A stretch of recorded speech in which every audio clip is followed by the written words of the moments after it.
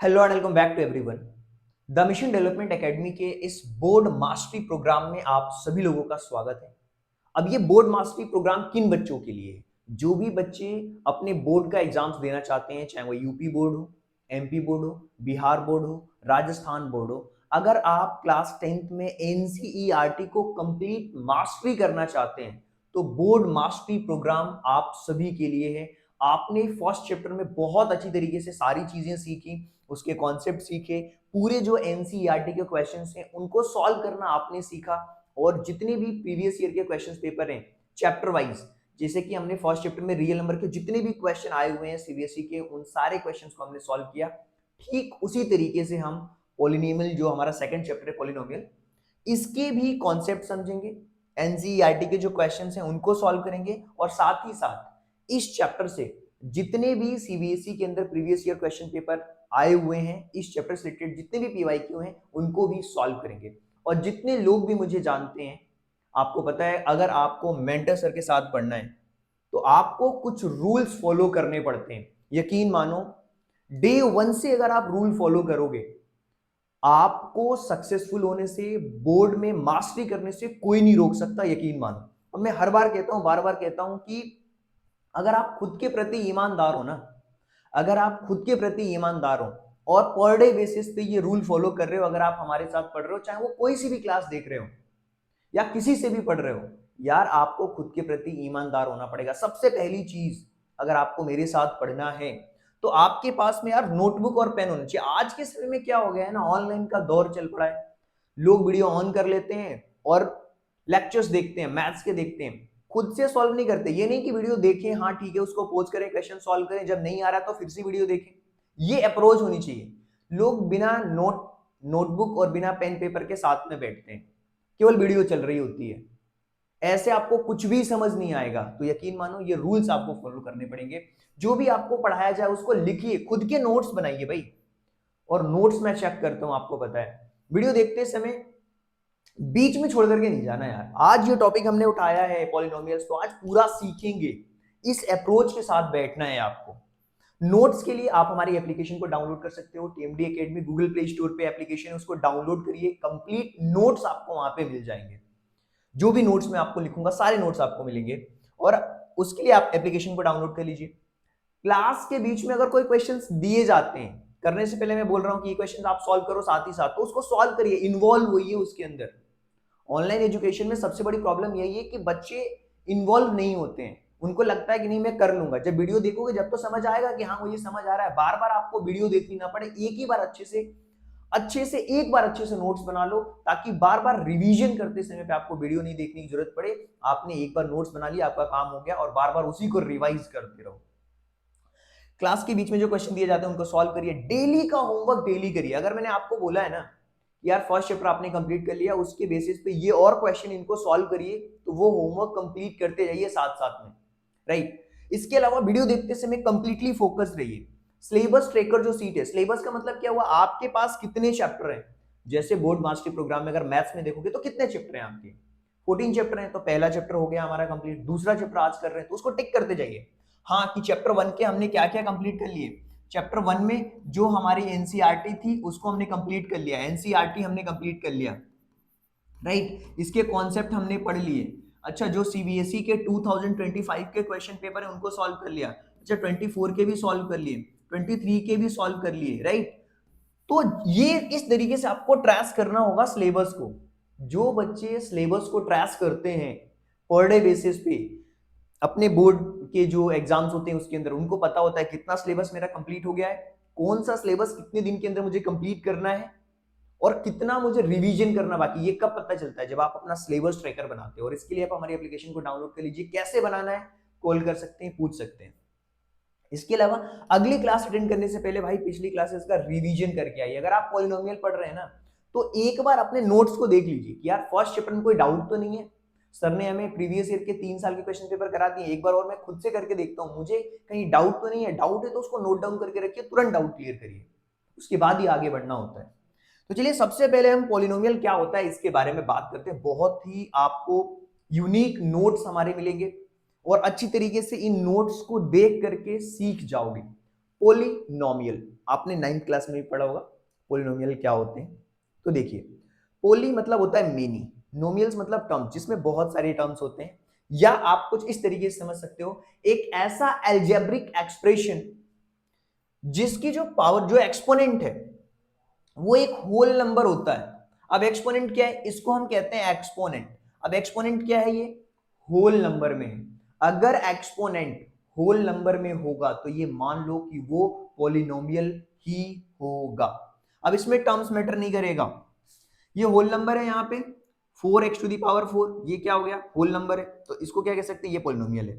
3x⁴ plus 4x square minus 5x+2, ये भी polynomial है, ये भी आपका पॉलिनोमियल है, पॉलिनोमियल ये भी है। क्लियर है? Power has been a whole number, जो पावर है वो होल नंबर में होनी चाहिए, दैट्स इट। ये रूल याद रखना पॉलिनोमियल से रिलेटेड, बहुत ही सिंपल टर्म्स में मैं आपको बता रहा हूं कि पॉलिनोमियल क्या है। चीजों को नोट डाउन कर सकते हो, लिख सकते हो, सीख सकते हो, बहुत ही वाव नोट्स हैं, राइट। ये मेंटर सर के वाव नोट्स हैं, ध्यान रखिए, रखना आप। चलिए, पॉलिनोमियल क्या होता है ये आपको समझ में आ चुका है, तो हम और दो चीजें समझते हैं कि पॉलिनोमियल को, पॉलिनोमियल्स के क्या टाइप्स हैं उनको समझेंगे। दो तरीके से हम समझेंगे, एक तो टाइप्स जो कि टर्म्स के बेसिस पे होगा, राइट, और दूसरा उसकी डिग्री के बेसिस पे होगा। अब ये डिग्री क्या होता है, टर्म्स क्या होता है, इसके बारे में हम बात कर लेते हैं, समझ लेते हैं उसको अच्छी तरीके से कि एक्चुअल में ये क्या चीज होती है भाई। तो देखो, अगर हम बात करते हैं पॉलिनोमियल की, तो मोनोमियल मतलब जिसमें एक टर्म होता है उसको हम मोनोमियल कहते हैं, जैसे कि 4x², राइट, ये मोनोमियल हो गया, एक टर्म है इसके अंदर, राइट। बायनोमियल जिसमें आपको दो टर्म्स दिखते हैं वो आपका क्या हो जाएगा, बायनोमियल होगा। क्लियर है? वो क्या होगा आपका, बायनोमियल। तो यहाँ पे हम पोलिनोमियल के टाइप्स को ही पढ़ रहे हैं, इसको पोलिनोमियल्स कह सकते हो, लेकिन अगर उसके टाइप्स के अंदर जाओगे तो ये मोनोमियल मतलब एक टर्म्स, बायनोमियल यानी दो टर्म्स, ट्राइनोमियल यानी कि तीन टर्म्स जिसके अंदर होते हैं। अच्छा, इसी तरीके से क्वाड्रिनोमियल, क्वाड मतलब होता है फोर, जिसमें चार टर्म्स होते हैं, 1 2 3 4, चार टर्म्स आपको देखने को मिल गए, राइट। तो ये तो हो गया आपका टर्म्स के बेसिस पे पॉलिनोमियल्स के टाइप्स आप लिख सकते हो। इसके साथ साथ हम डिग्री के बेसिस पे भी पॉलिनोमियल्स को समझेंगे क्या होता है। अब डिग्री क्या होती है, जो हाईएस्ट पावर होती है ना उसको हम डिग्री कहते हैं, बेटा ध्यान से सुन लो, जो हाईएस्ट पावर होती है उसी को हम डिग्री कहते हैं।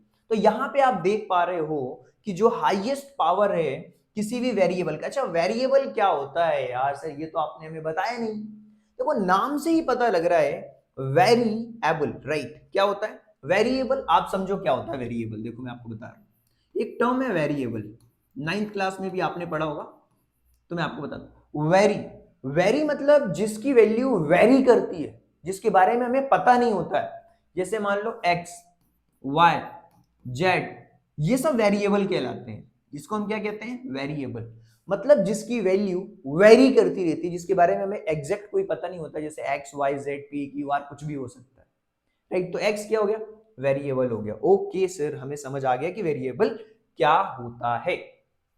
तो यहां पे एक चीज आपको समझ आ चुकी होगी कि हाईएस्ट पावर वेरिएबल की, राइट। अब देखो, एक होता है कांस्टेंट पॉलिनोमियल, कांस्टेंट पॉलिनोमियल मतलब जीरो होता है। अब कांस्टेंट पॉलिनोमियल क्या होता है मैं आपको बता रहा हूं, देखो जैसे मान लो एक आता है कांस्टेंट पॉलिनोमियल, कांस्टेंट पॉलिनोमियल। तो कांस्टेंट पॉलिनोमियल का मतलब क्या होता है, जैसे मान लो अगर आप देखोगे, जैसे मान लो यहाँ पे लिखा हुआ है 7x² प्लस 3x प्लस 4। अब ये क्या है, ये कांस्टेंट टर्म है, इसके साथ कोई वेरिएबल नहीं है, तो ये क्या हो जाएगा आपका एक constant term, constant term.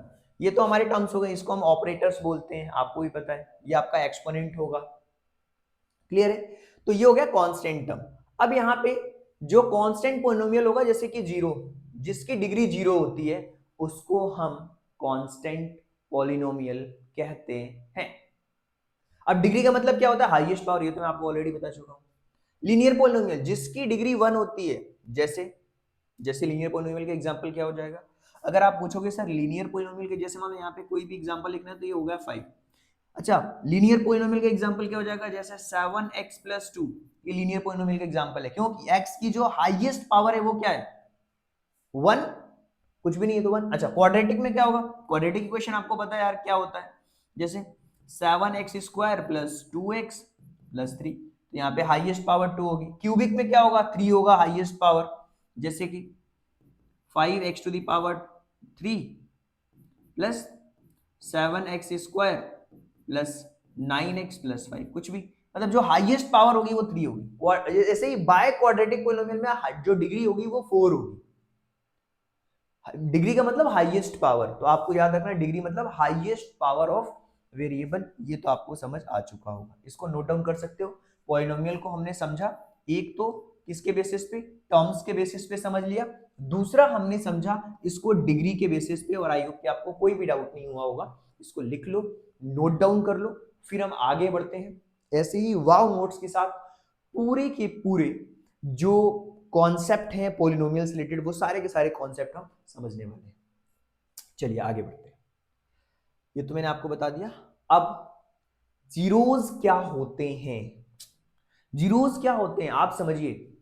Zeros का मतलब सिंपल है, solution of polynomial. Hello, zeros का मतलब क्या, सॉल्यूशन ऑफ पॉलिनोमियल। याद रखना, जीरोज पूछा है मतलब उस पॉलिनोमियल का सॉल्यूशन पूछ रहा है, या उसको सेटिस्फाई कर रहे हैं कि जो जीरोज हैं वो। अभी हम क्वेश्चंस करेंगे तो और क्लैरिटी आएगी।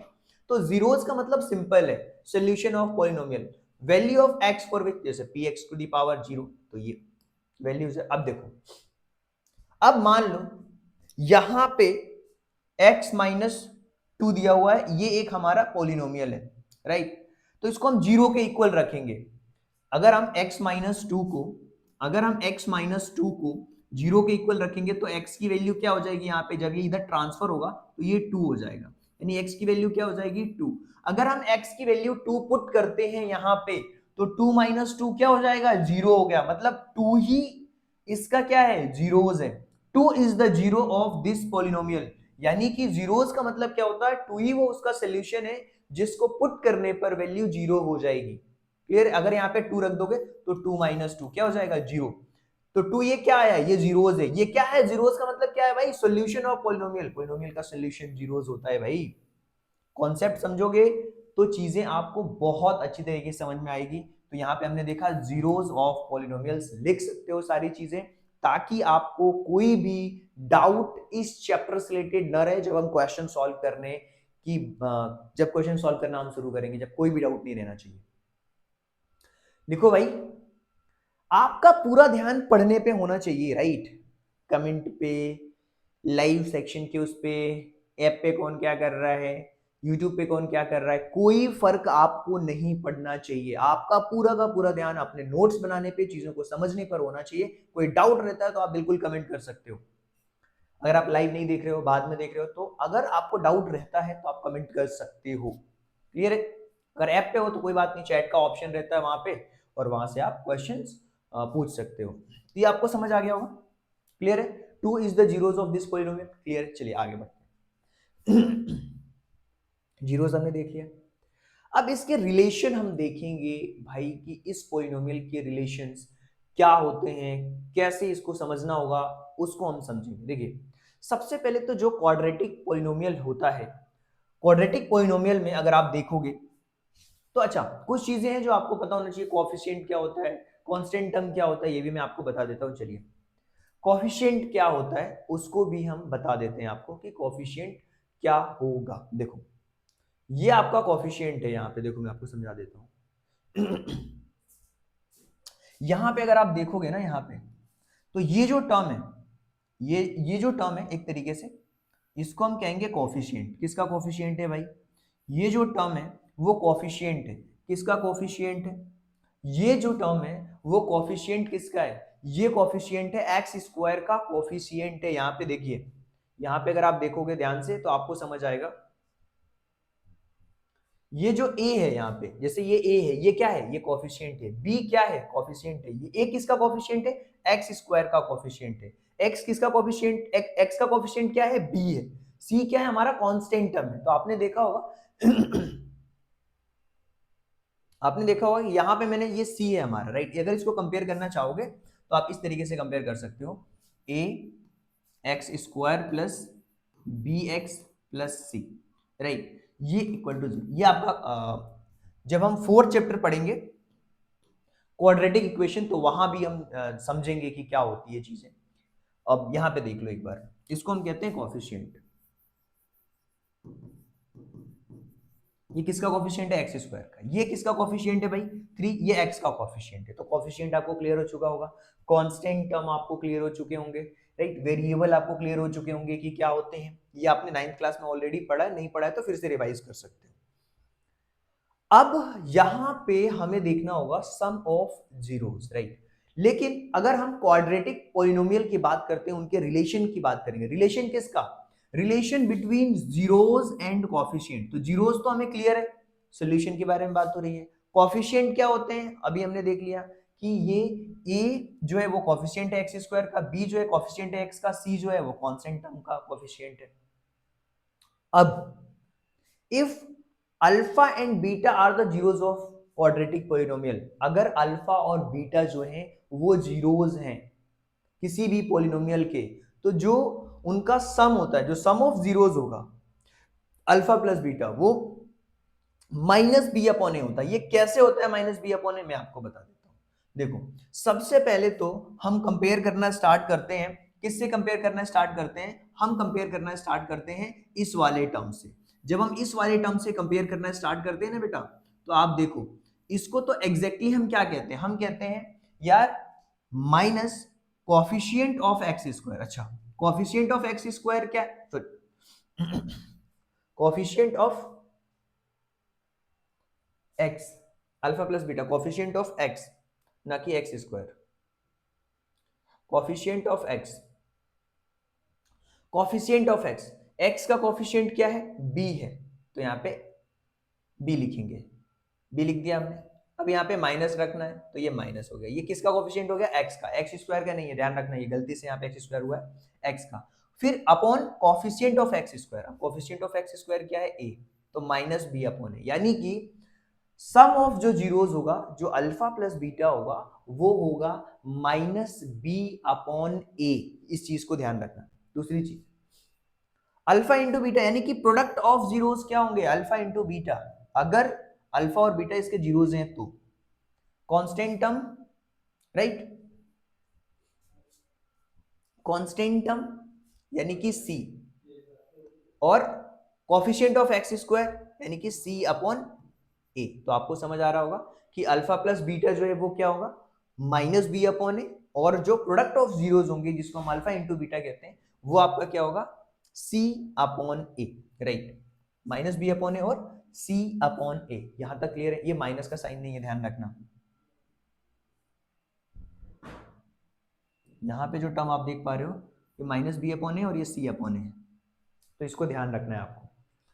बहुत सिंपल है, alpha plus beta equal to minus B upon ए और alpha into beta equal to C upon A, ये है कंप्लीटली। तो ये क्या था? Relationship between zeros and coefficient किसके? In quadratic polynomial. Quadratic polynomial में जो रिलेशनशिप है उसको यहाँ पे बताया गया है। क्लियर है सभी को? लिख सकते हो आप, नोट डाउन कर सकते हैं, बहुत ही सिंपल है ये चीजें। चलिए आगे बढ़ते हैं। अगर आप इसी कॉन्सेप्ट के ऊपर कंप्लीटली आपकी जो एक्सरसाइज 2.2 है, कंप्लीटली इसी के ऊपर बेस्ड है और कुछ भी नहीं है उसके अंदर, बहुत ही सिंपल सी चीज है। चलिए आगे चलते हैं। अब एक और चीजें हैं, वो है पैराबोला। पैराबोला इन कौन से ग्राफ की बात करते हैं? पैराबोला इन पॉलिनोमियल ग्राफ्स। अब ये पैराबोला क्या होता है इसको समझना होगा। बहुत सारे बच्चे इसको स्किप कर देते हैं, समझते नहीं है ग्राफ वाले क्वेश्चंस को। मैं आपको बताता हूं, जब भी क्वाड्रेटिक पॉलिनोमियल में ग्राफ बनेगा वो हमेशा पैराबोला ही बनेगा। अब ये पैराबोला क्या होता है? पैराबोला बस आप इतना समझ जाओ, 11th क्लास में इसका टॉपिक आपको देखने को मिलेगा। पैराबोला यू की तरह होता है, ये आपको दिख रहा होगा, ये एक पैराबोला है, ये भी एक पैराबोला है। इनकी अलग अलग सिचुएशन होती है। हमने फॉर्मूला ऑलरेडी पढ़ा है, alpha plus beta equal to minus B upon A. Alpha into beta यानी कि सम ऑफ जीरोस है ये, और ये प्रोडक्ट ऑफ जीरोस है, ये सी अपॉन ए होते हैं। क्लियर है सभी को? चलिए, तो जीरोस क्या होगा? जीरोस क्या होंगे? जहां पैराबोला एक्स एक्सिस को कट करता है वो इसके जीरोज होते हैं। जहां भी जो पैराबोला था एक्स एक्सिस को कट करता है वो उसके जीरोज होते हैं। अब देखिए ये आपका एक्स एक्सिस है, यहाँ पे कट नहीं कर रहा, मतलब इसमें कोई भी आंसर्स नहीं होगा। अगर ये मान लो ये वाला जो ग्राफ है कुछ इस तरीके से कट कर रहा होता इस एक्स एक्सिस को, तो यहाँ पे जितने ही पॉइंट्स पे एक्स एक्सिस को कट करेगा, जितने पॉइंट पे एक्स एक्सिस को कट करेगा, जैसे यहाँ पे कर रहा है और यहाँ पे कर रहा है, जितने ही पॉइंट्स पे कट करेगा उतने ही जीरोस होंगे। ये बहुत सिंपल सी बात है। तो जो पैराबोला है अगर एक्स एक्सिस को कट करेगा तो ही, जहां जो पैराबोला एक्स एक्सिस को कट करता है तो उतने ही नंबर ऑफ जीरोस होते हैं, ये आपको ध्यान रखना है। तो ओवरऑल कॉन्सेप्ट क्या समझ आ रहा है यार, जो पैराबोला है पॉलिनोमियल्स ग्राफ के अंदर, तो ग्राफ हमेशा पैराबोला में क्या होता है, तभी वहां पे जीरोस होंगे जब वो एक्स एक्सिस को कट करे। तो यहाँ पे लिखा हुआ अभी आप देख सकते हो, क्वाड्रेटिक पॉलिनोमियल का ग्राफ हमेशा पैराबोला होता है, और पैराबोला जहां एक्स एक्सिस को कट करे वही जीरोस होते हैं और कहीं नहीं होते। अगर कट नहीं करेगा तो जीरोस नहीं होंगे, जीरो होगा उसका आंसर, कोई जीरोस नहीं होंगे वहां पे।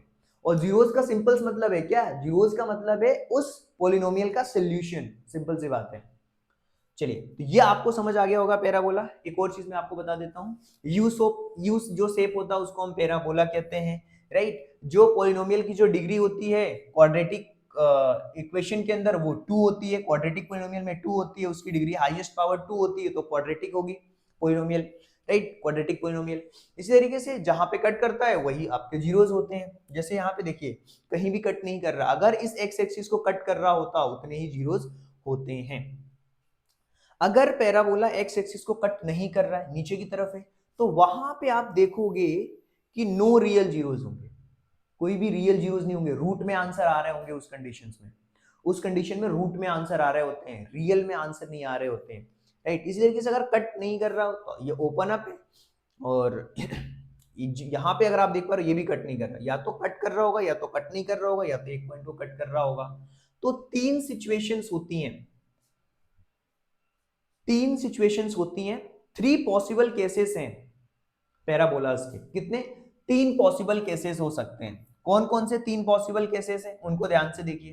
पहला केस, जब पॉलिनोमियल एक्स एक्सिस को 2 पॉइंट्स पे कट करे, इसको थोड़ा ऐसा बनाना ग्राफ, 2 पॉइंट्स पे कट करने वाला बनाना, यहाँ पे गलत बना हुआ है, राइट। तो इसको ऐसा 2 पॉइंट्स पे कट करने वाला बनाना, राइट, ऐसे एक्स एक्सिस को 2 पॉइंट्स पे कट करे, थोड़ा करेक्ट भी करते चलते हैं, 2 पॉइंट्स पे कट करे। पहली कंडीशन क्या हो सकती है कि एक्स एक्सिस को 2 पॉइंट्स पे कट करे, राइट, पहली कंडीशन। 2 कट्स मतलब 2 नंबर ऑफ जीरोस। अब एक और चीज हो सकती है कि यार जो पैराबोला है केवल एक पॉइंट को ही टच करे, मतलब एक ऐसा पॉइंट है उसको टच करे और निकल जाए, एक पॉइंट को टच करे ऐसा। तो जब या तो 2 पॉइंट्स को टच करेगा, या तो एक पॉइंट को टच करेगा, या तो कहीं भी टच नहीं करेगा वो, या तो कहीं भी टच नहीं करेगा। कहीं भी टच नहीं करेगा मतलब कि या तो ऊपर बन रहा होगा या तो नीचे बन रहा होगा। ये वाला ग्राफ नहीं बनाना, या तो ऊपर बना लेना या तो नीचे बना लेना, राइट। तो नो रियल जीरोस होंगे यहाँ पे, जैसा कि हमने देखा ये जो आप ग्राफ देख पा रहे हो ये नो रियल जीरोस के ग्राफ है। तो 3 कंडीशन होगी, या तो 2 पे कट करेगा, या तो एक पॉइंट पे कट कर रहा होगा, या तो वो बिल्कुल कट ही नहीं कर रहा होगा, no zeros point, right, no real zeros. तो आप देख सकते हो यहाँ पे एग्जांपल्स भी दिए हुए हैं। अगर 2 रियल है तो ये एक्स स्क्वायर माइनस 4 दिया हुआ है, यहाँ पे एक एग्जांपल। अभी हम क्वेश्चन सॉल्व करेंगे तो और आपको क्लियरिटी आएगी समझ में। ये पहला केस हो गया, ये मैंने आपको दूसरा केस बता दिया एग्जांपल्स, जैसे कि एक ही पॉइंट पे कट कर रहा हूं, राइट, एक ही पॉइंट पे कट कर रहा हूं, एक ही पॉइंट है, राइट, ये एक्स एक्सिस है आपका, और यहाँ पे अगर आप देख रहे हो एक्स कहीं भी कट नहीं कर रहा हो, नो रियल जीरोस होंगे। तो आप इस तरीके से देख सकते हो चीजों को और बेटर तरीके से समझ भी सकते हो। तो आई होप कि आपको चीजें समझ आ रही होंगी, कितने जीरोस हैं यहाँ पे, कोई भी जीरोस नहीं है यहाँ पे, एक ही जीरोस होंगे। तो इस तरीके से आप देख सकते हो चीजों को, 2 कट्स 2 जीरोस, एक टच एक repeated zero, no touch no real zeros. तो जितने ही पॉइंट पे एक्स एक्सिस पे कट करेगा उतने ही उसके सॉल्यूशन होंगे। ये बहुत सिंपल सी बात है। तो सारी चीजें हमने देख ली। अगर ओवरऑल इन सारी चीजों को देखा जाए तो हमने क्या सीखा, हमने सीखा पोलिनोमियल क्या होता है भाई, हमने सीखा पोलिनोमियल क्या होता है, कोई भी एक ऐसा एल्जेब्रिक एक्सप्रेशन जिसका एक्सपोनेंट क्या होता है, एक होल नंबर होता है, वो एल्जेब्रिक हो गया। टाइप्स हमने देखा किसके बेसिस पे, टर्म्स के बेसिस पे, डिग्री के बेसिस पे देखा। इसके अलावा हमने देखा कांस्टेंट, जो डिग्री के बेसिस पे होते हैं वो क्या होते हैं, कांस्टेंट पोलिनोमियल, लीनियर पोलिनोमियल। और डिग्री क्या होता है ये भी देखा, हाईएस्ट पावर को हम डिग्री कहते हैं। रिलेशन हमने देखा कि सम ऑफ जीरो, जैसे अल्फा प्लस बीटा है तो माइनस बी अपॉन ए होगा। अगर प्रोडक्ट ऑफ जीरोस की बात करें अल्फा इंटू बीटा तो वो होता है सी अपॉन ए। तो ये चीजें हमने देखी हैं। अगर आपको इतनी सारी चीजें समझ आ चुकी हैं तो यकीन मानो अब आप तैयार हो एक्सरसाइज 2.1 के क्वेश्चंस को करने के लिए। 2.1 बहुत आसान है, बहुत आसान है 2.1। चलिए उस क्वेश्चन को सॉल्व करना शुरू करते हैं। मैं बार बार बोलता हूं क्वेश्चन शुरू करने से पहले आपको क्या करना होगा, ध्यान से चीजों को पढ़ना होता है, समझना होता है और सीखना भी होता है।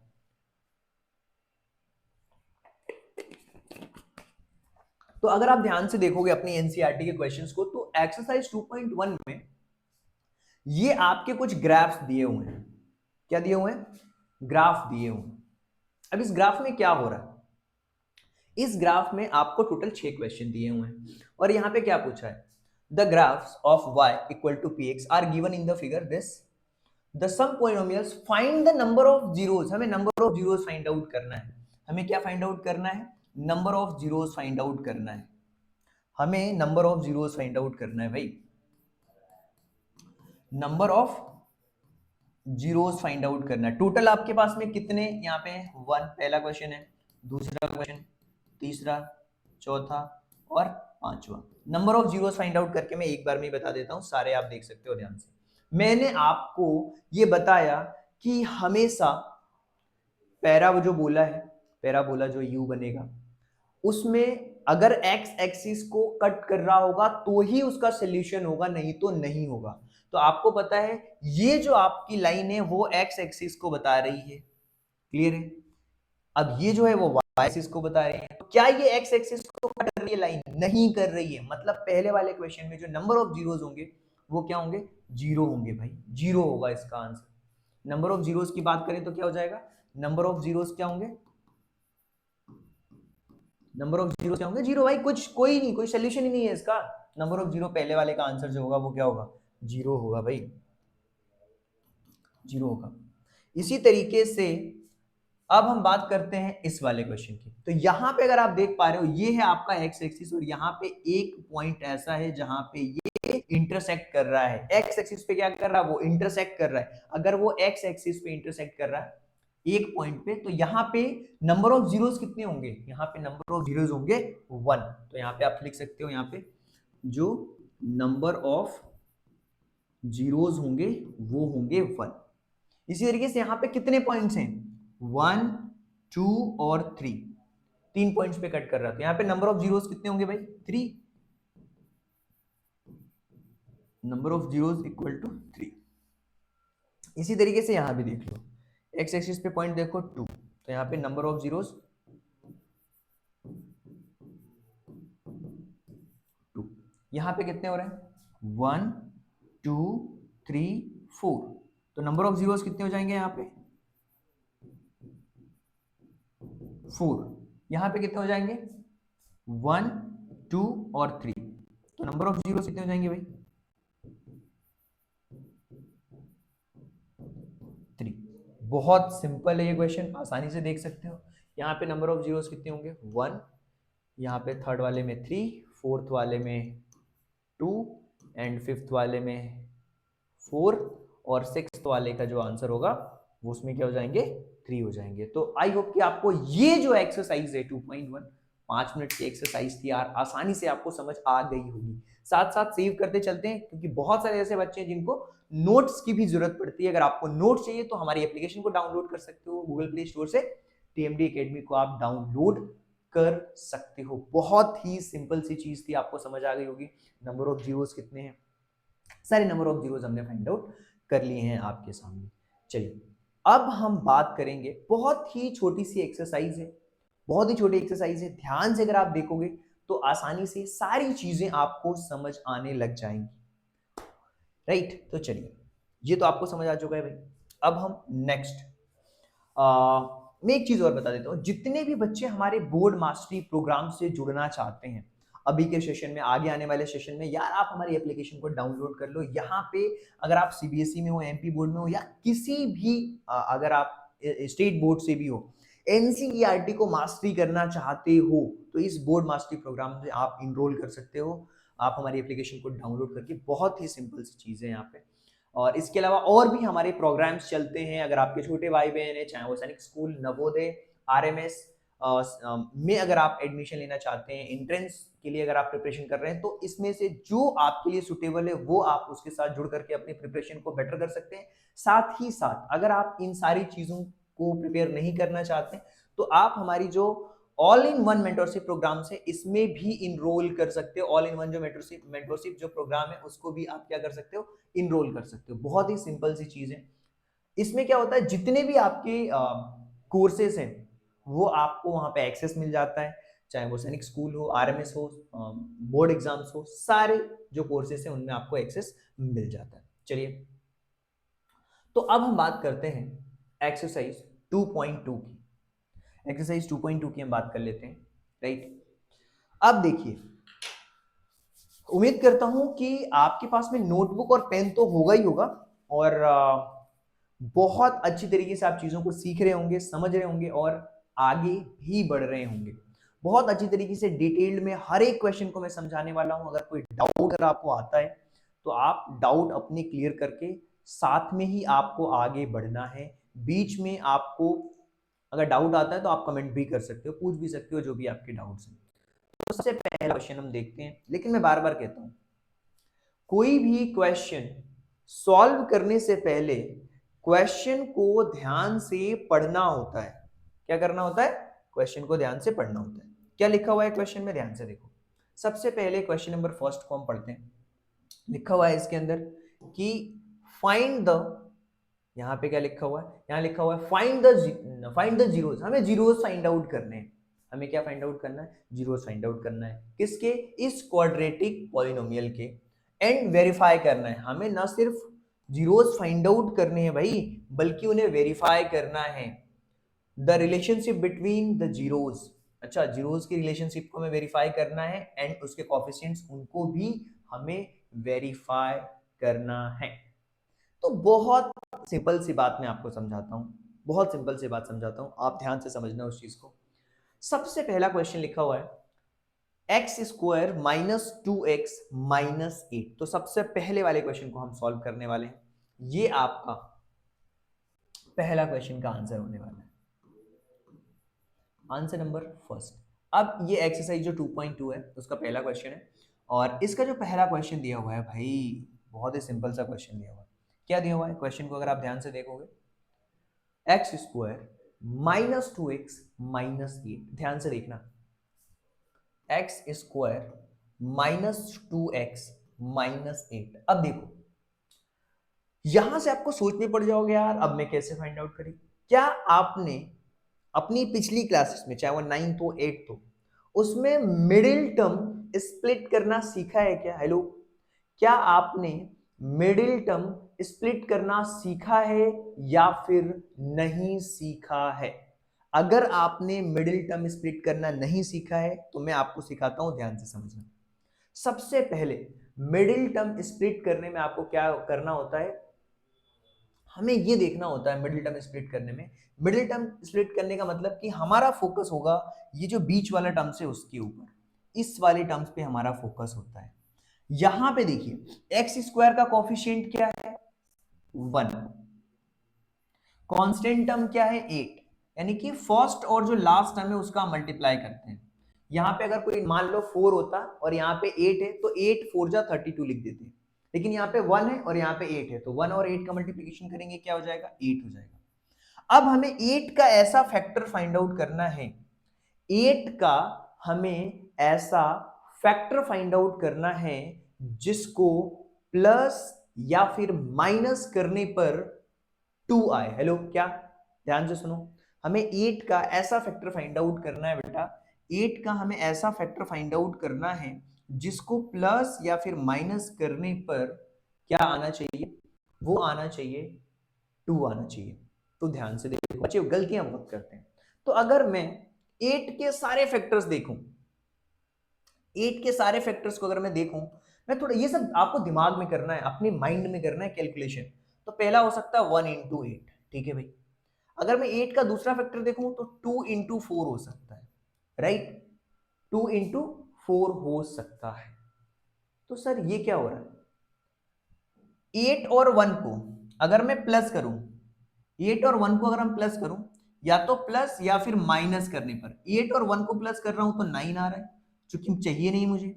8 और 1 को माइनस करूंगा तो 7 आ रहा है, वो मुझे चाहिए नहीं, तो ये वाला फैक्टर तो किसी काम का नहीं है। 4 माइनस 2 करूंगा तो क्या हो जाएगा, 2 हो जाएगा। 4 माइनस 2 करूंगा तो 2 हो जाएगा। और 4 प्लस 2 सॉरी 4 प्लस 2 करूंगा तो 6 हो जाएगा, और 4 माइनस 2 करूंगा तो 2 हो जाएगा। मुझे क्या चाहिए, 2 चाहिए, यहाँ पे 2 चाहिए था, ठीक है भाई। अब मुझे कंप्लीटली मिडिल टर्म को स्प्लिट करने का मौका मिल चुका है। तो अब मैं कैसे स्प्लिट करूंगा, ध्यान से देखो। सबसे पहली चीज क्या करनी होती है मिडिल टर्म स्प्लिट करने में, बच्चे क्या करते हैं, ध्यान से देखो।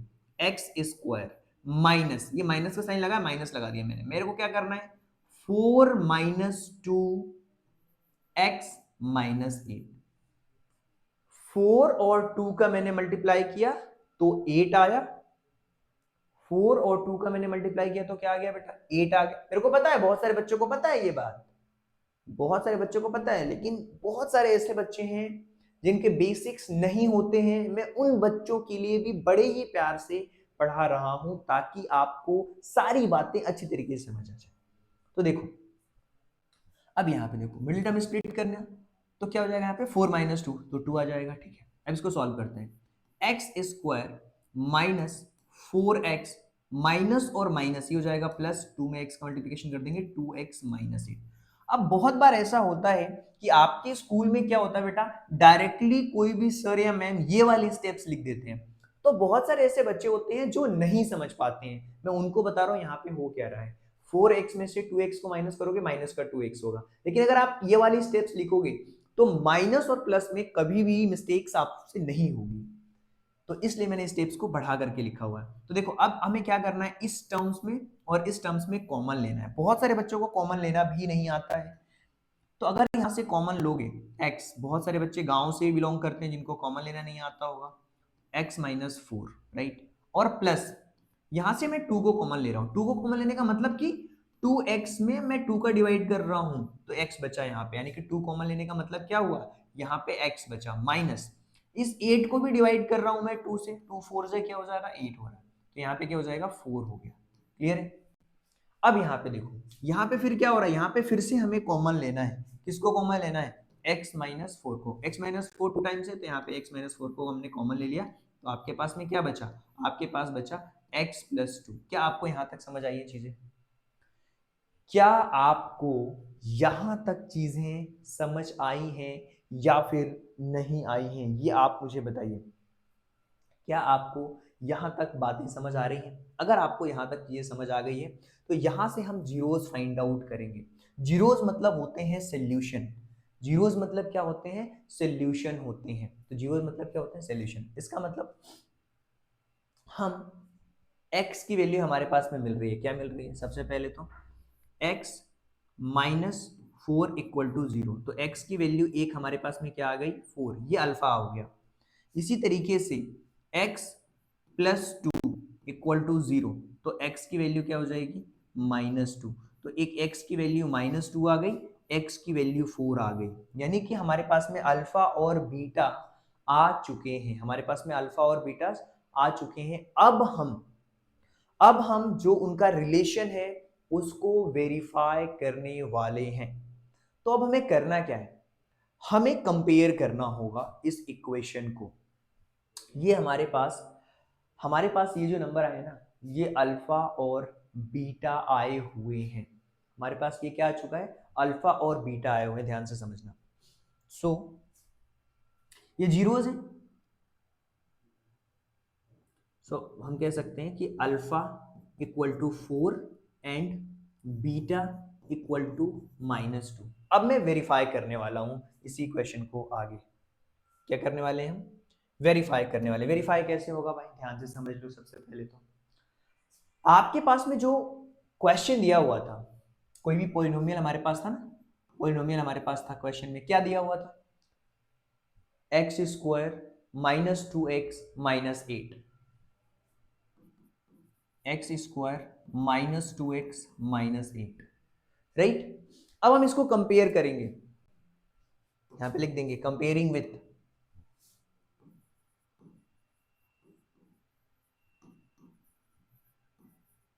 किसके साथ कंपेयर करेंगे, x square plus B x plus सी। तो यहां से हमें ए बी सी की वैल्यू मिल जाएगी, किसकी वैल्यू मिलेगी, ए बी सी की। अगर हम कंपेयर करते हैं तो ए की वैल्यू क्या आ गई, ए की वैल्यू आ गई 1, ओके। बी की वैल्यू क्या मिल जाएगी, बी की वैल्यू आएगी -2, सी की वैल्यू क्या हो जाएगी, सी की वैल्यू हो जाएगी -8। क्लियर है आपको। अब हमें वेरीफाई करना है भाई, अब हमें वेरीफाई करना है।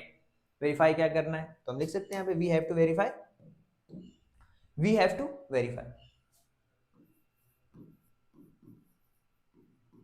We have to verify. अब हमें वेरीफाई करना है, क्या वेरीफाई करना है, सम ऑफ जीरोस और प्रोडक्ट ऑफ जीरोस। हमने पढ़ा है क्या होता है सम ऑफ जीरोस, का मतलब होता है अल्फा प्लस बीटा। तो हम यहाँ पे लिख देते हैं फॉर्मूला फिर से, ताकि आपको याद हो जाए सारी की सारी चीजें। हम यहाँ पे लिख लेते हैं सम ऑफ जीरोस,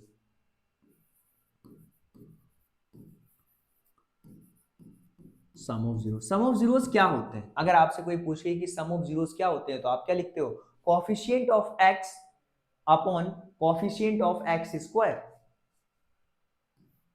क्या लिखते हो, कोएफिशिएंट ऑफ एक्स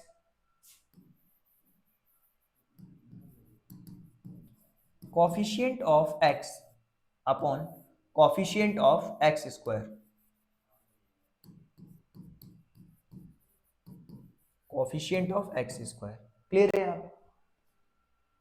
या फिर बहुत सारे लोग क्या करते हैं, डायरेक्टली भी इस चीज को लिख देते हैं, कि वो क्या करते हैं, डायरेक्टली भी लिख देते हैं क्या, सम ऑफ जीरोस को वो ऐसा लिख देते हैं, alpha plus beta equal to minus B upon A. आप ये भी लिख सकते हो, आप ये भी लिख सकते हो, डायरेक्टली अगर लिखना चाहो तो कोई भी प्रॉब्लम नहीं है लिखने में। अल्फा प्लस बीटा, अल्फा की वैल्यू क्या है भाई, आपको पता है अल्फा हमारा क्या आया था, अल्फा हमारा 4, बीटा हमारा -2। अल्फा हमारा क्या था 4, और बीटा आपका क्या था -2, तो ये -2 हमने रख दिया। अब इसको सॉल्व करेंगे, 4 -2, ये हो गया 2। क्लियर है।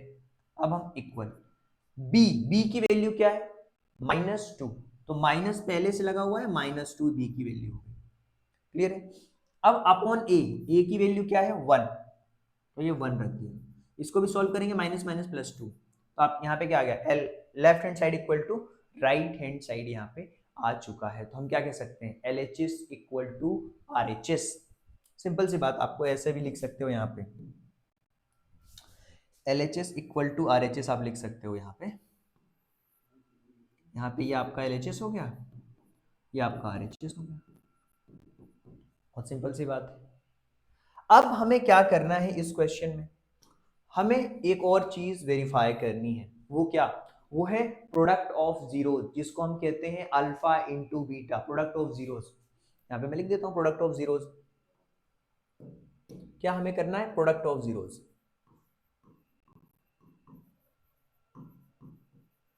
प्रोडक्ट ऑफ जीरोस क्या होता है, वो होता है constant, constant term upon coefficient of x square, constant term upon coefficient of x square. देखो फॉर्मूले जब आप बार बार लिखते हो ना, तो चीजें आपको बहुत अच्छी तरीके से याद भी हो जाती हैं। आप अगर इन शॉर्ट लिखना चाहते हो तो भी आप लिख सकते हो, कोई प्रॉब्लम ही नहीं है। अगर आप इन शॉर्ट लिखना चाहते हो तो कोई प्रॉब्लम ही नहीं है, ऐसा भी आप लिख सकते हो, ऐसा भी आप लिख सकते हो, कोई प्रॉब्लम नहीं है। क्या लिख सकते हो, अल्फा इंटू बीटा, ये आपका alpha into beta equal to होता है सी अपॉन ए। इस ये हमारा लेफ्ट हैंड साइड हो गया, ये हमारा राइट हैंड साइड हो जाएगा, ये हमारा लेफ्ट हैंड साइड, ये हमारा राइट हैंड साइड। अब दोनों इक्वल आना चाहिए। अल्फा इंटू बीटा आपका दिया हुआ है क्या, अल्फा इंटू बीटा दिया हुआ है 4 और 2, तो 4 इंटू बी, बीटा की वैल्यू -2, ये हो गया 8, ये आपका 8 हो गया, इक्वल टू सी की वैल्यू क्या है आपके पास, सी आपके पास में कांस्टेंट टर्म आपका -8 है, तो -8 लिख दिया। अपॉन 1। तो यहाँ पे क्या हो जाएगा -8, यहाँ भी ये -8 आएगा यहाँ, तो यहाँ पे क्या हो जाएगा आपका left hand side equal to right hand side. तो आप लिख सकते हो left hand side equal to right hand side, यहाँ भी लिख सकते हो left hand side equal to right hand side. तो ये क्या हो गया, कंप्लीटली वेरीफाई हो गया, उनके रिलेशन को भी हमने वेरीफाई कर लिया। तो यहाँ पे हम लिख सकते हैं relationship between zeros and coefficient is verified. देखो सारी चीजें अच्छे से लिखना सीखो, मैं कहता हूं बार बार डे 1 से मैं कहता हूं कि यार जब आप चीजों को लिखना सीखते हो ना, कॉपी में रिप्रेजेंट करना सीखते हो, यही हैबिट आपकी रहती है, तो आप बोर्ड क्लासेस में भी अच्छी तरीके से रिप्रेजेंट करना सीखते हो। तो हम यहाँ पे लिख सकते हैं hence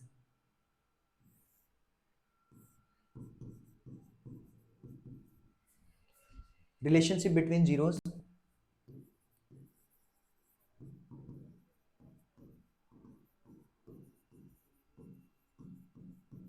between zeros and coefficient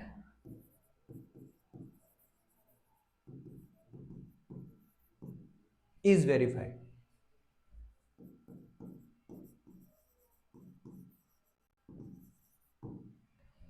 तो ये था आपका जो क्वेश्चन था फर्स्ट वाला, यहां पे हो चुका है सॉल्व।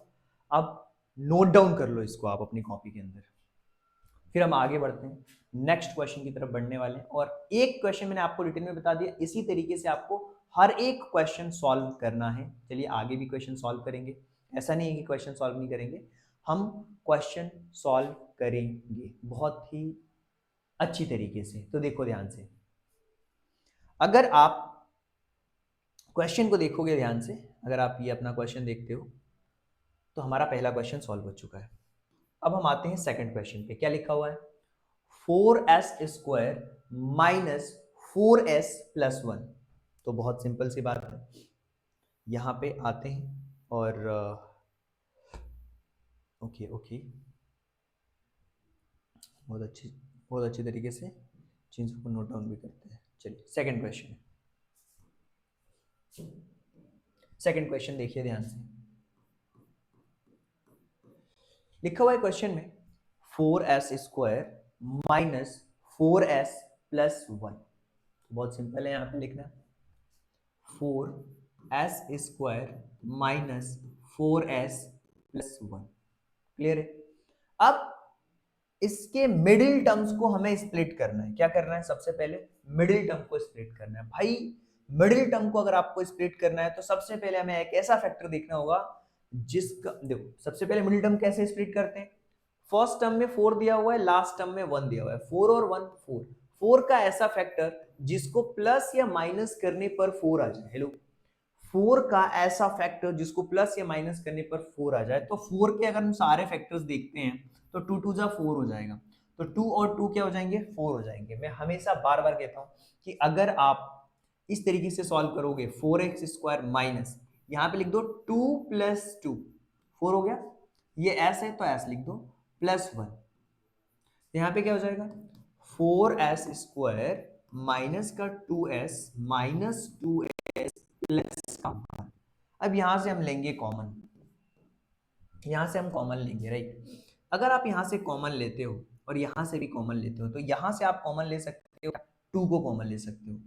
कॉमन लेने का मतलब क्या, मैंने आपको बताया कि 4s स्क्वायर में कॉमन लेने, अगर 2 कॉमन ले तो 2 2 जा 4 राइट। तो यहाँ पे क्या हो जाएगा 2s अगर आप कॉमन लेते हो तो यहाँ पे क्या बचेगा 2 2 जा 4, 2 एक s से एक s कैंसिल आउट हो गया, 2s माइनस 1, 2s माइनस 1, यहां पे माइनस है। अगर यहां पे हम माइनस 1 कॉमन लेते हैं तो क्या हो जाएगा 2s माइनस 1। अब ये माइनस कैसे आया सर, बहुत सारे बच्चों को डाउट रहता है यहां पे माइनस कैसे आ गया सर। देखो इसमें से हमने माइनस कॉमन लिया तो यहां पे क्या बच गया प्लस, यहां पे प्लस था, इस प्लस का मतलब माइनस माइनस प्लस होते हैं, एक माइनस कॉमन ले लिया तो माइनस, माइनस और माइनस का जब आप मल्टीप्लीकेशन करोगे तो क्या हो जाएगा प्लस होगा या नहीं होगा, होगा। देखो माइनस और माइनस प्लस, प्लस और माइनस माइनस, सिंपल सी बात है।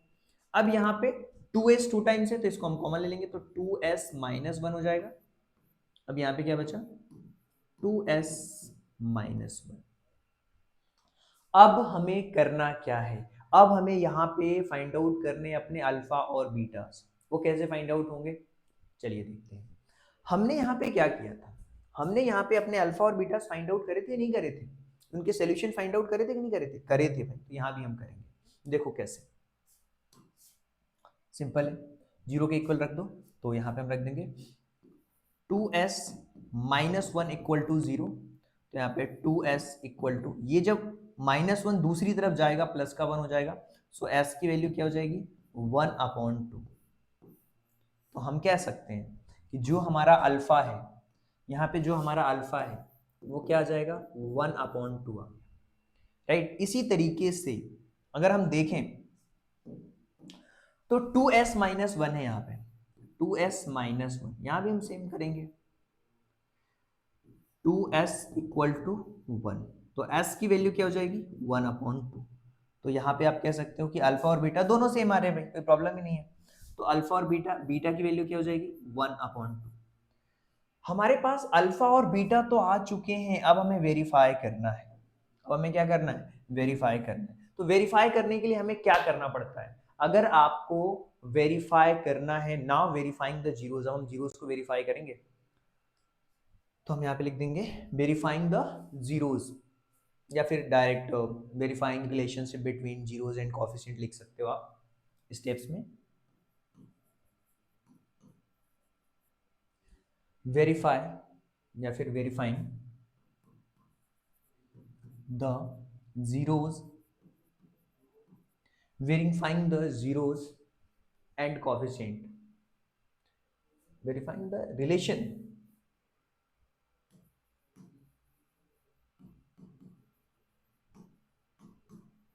verifying the relationship between zeros and coefficient।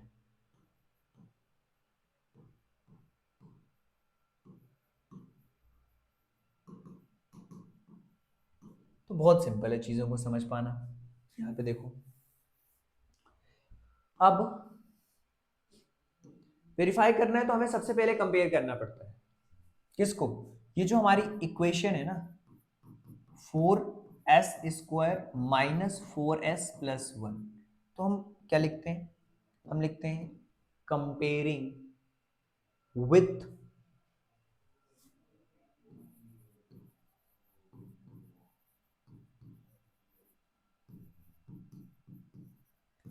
ax² plus bx plus c, क्या लिखेंगे, comparing with ax² plus bx plus c। आप ये भी लिख सकते हो, या फिर as² bs, यहाँ पे x भी s भी लिख सकते हो क्योंकि यहाँ पे s है। तरीका तो यही कहता है कि अगर यहाँ पे s है तो जब आप कंपेयर करोगे तो यहाँ पे s ही लिखोगे। आप इसकी जगह पे आप ये भी लिख सकते हो as² प्लस बी, छोटी छोटी चीजें हैं, यही आपको डिफरेंट बनाती हैं। ए की वैल्यू ये भी लिख सकते हो, ये भी लिख सकते हो, आपको जो अच्छा लगे, क्योंकि एस के टर्म्स में हमारा चल रहा है ना, एक्स के टर्म्स में नहीं चल रहा। तो आप क्या लिख सकते हो, अगर हम यहाँ पे ए की वैल्यू देखें तो आपका आ जाएगा 4, बी की वैल्यू अगर हम बात करें -4, और सी की वैल्यू की बात करें तो 1। 4 -4 और 1, 4 -4 और 1, क्लियर। 4 -4 और सी की वैल्यू क्या आ चुकी है, 1। अब हम वेरीफाई करेंगे,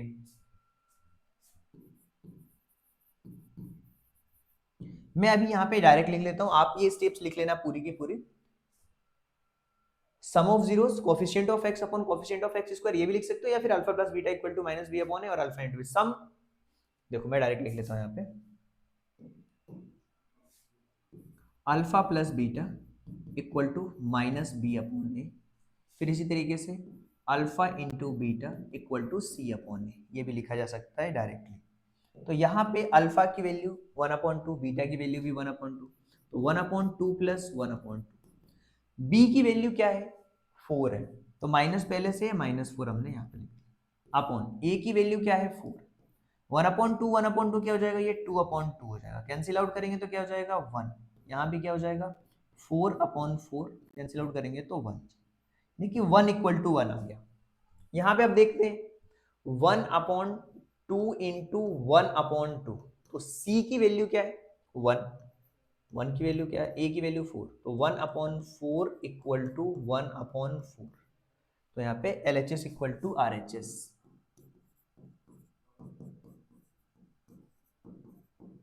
ठीक है, तो हम ये लाइन लिख सकते हैं, क्या लिख सकते हैं, relationship between zeros and coefficient is verified, hence verified लिख सकते हैं।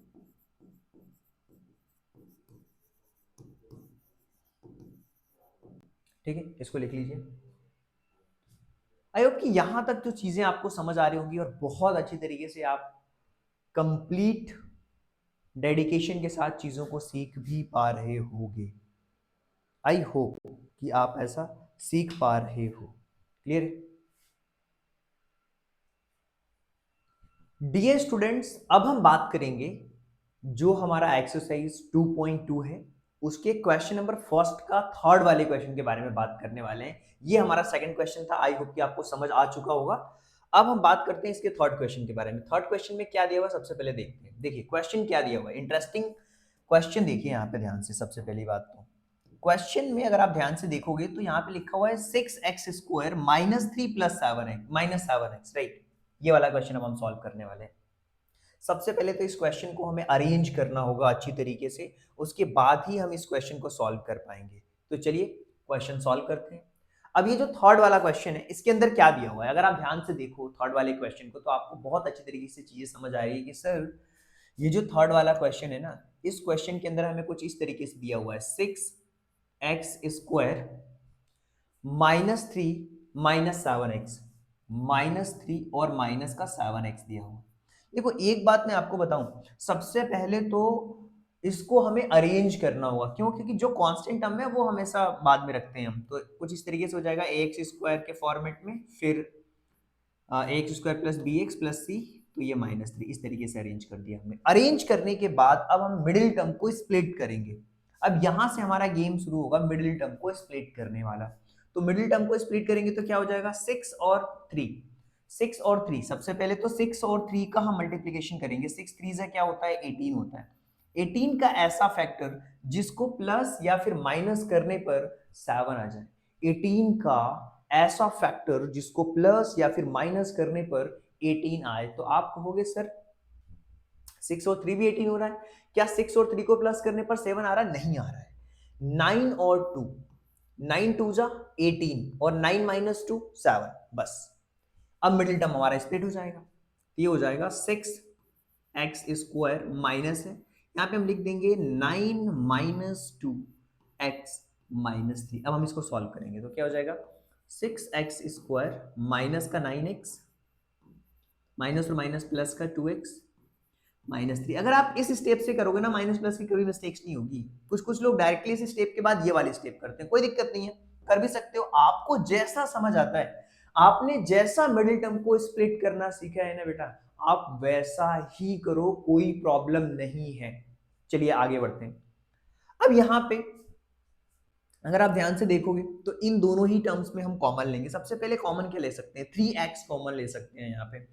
तो 3x कॉमन लेंगे तो क्या हो जाएगा, 3 2 जा 6, तो यहाँ पे 2x बचेगा, माइनस 3 3 जा 9, 2x माइनस 3। यहाँ पे कुछ भी कॉमन नहीं है तो 1 कॉमन हो जाएगा, 1 कॉमन लेंगे तो क्या हो जाएगा, 2x माइनस 3। अब यहाँ पे क्या हो जाएगा, देखिए 2x माइनस 3।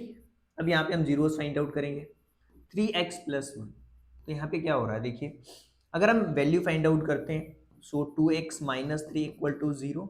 तो यहाँ पे 2x की वैल्यू आ गई 3, सो x की वैल्यू क्या हो गई, 3/2। इसी तरीके से यहाँ पे हम देखते हैं 3x plus 1 equal to 0, so 3x equal to -1। So x की वैल्यू क्या हो जाएगी, -1/3। x की वैल्यू -1/3 हो जाएगी। यहाँ पे x की जो वैल्यू थी वो 3/2। तो अल्फा और बीटा की वैल्यू हमारे पास में आ चुकी है। तो हम ये कह सकते हैं कि ये हमारे अल्फा और बीटा आ गए। यानी कि अगर आप ध्यान से देखोगे तो आपके पास में क्या आ गए, अल्फा और बीटा आ गए। अल्फा क्या आ चुका है आपके पास में, 3/2। बीटा आपके पास में क्या आ चुका है, -1/3। यहां तक आपको क्लियर हो चुका होगा, अल्फा और बीटा की वैल्यू मिल चुकी है। तो अब हम करेंगे क्या, अब हम सम ऑफ जीरोस और प्रोडक्ट ऑफ जीरोस रखने वाले हैं। उनको वेरीफाई करने वाले हैं। यहीं से हमारा क्वेश्चन सॉल्व हो जाए। वी हैव टू वेरीफाई यहाँ पे लिख सकते हो।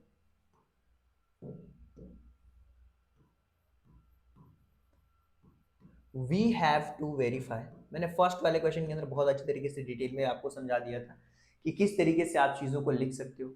अल्फा प्लस बीटा क्या होता है, यानी कि सम ऑफ जीरोस क्या होते हैं। देखो, alpha plus beta equal to होता है माइनस बी अपॉन ए, और अल्फा इंटू बीटा क्या होगा, सी अपॉन ए होगा, राइट। तो यहाँ पे जब हम वैल्यूज पुट करेंगे तो क्या हो जाएगा, बहुत सिंपल है। अल्फा प्लस बीटा यानी कि 3/2 प्लस यहाँ पे -1/3 equal to minus B upon A.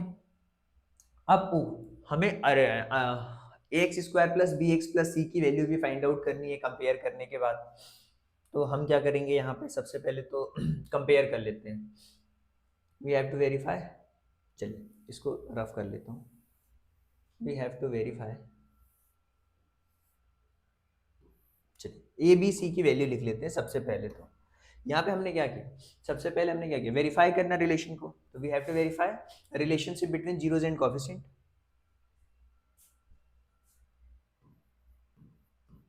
We have to verify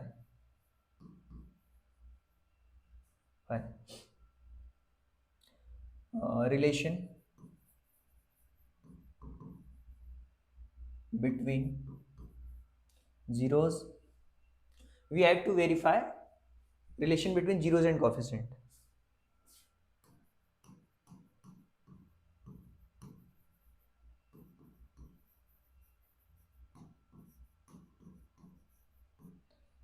तो अब हम कंपेयर करेंगे, किससे कंपेयर करेंगे, A x square plus B x plus C से हम कंपेयर करेंगे सबसे पहले। तो हमारे पास में जो इक्वेशन दिया हुआ उसको हम कंपेयर कर लेते हैं। तो हमारे पास में जो इक्वेशन दी हुई थी, यानी कि जो पोलिनोमियल दिया हुआ था, वो दिया हुआ था 6x², इसको अरेंज करके लिखा है 7x-3, राइट। इसको हम क्या कर रहे हैं, कंपेयर कर ले रहे हैं। किससे कंपेयर कर रहे हैं, a x square plus B x plus c, comparing with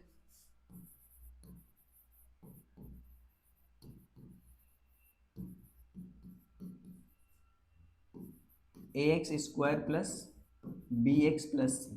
तो ए की वैल्यू क्या मिल गई हमारे पास में 6, बी की वैल्यू क्या मिल गई -7, सी की वैल्यू क्या मिल गई है -3।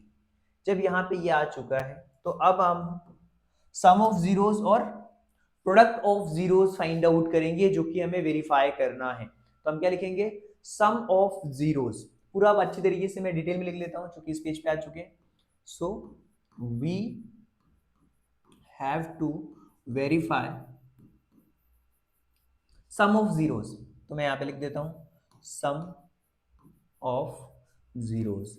सम ऑफ जीरोस को हम क्या कहते हैं, सम ऑफ जीरोस को हम कहते हैं बेटा coefficient of x upon coefficient of x square. Coefficient of x upon coefficient of x square. In short हम कह सकते हैं कि alpha plus beta equal to minus B upon a. इसी तरीके से हम product of zeros,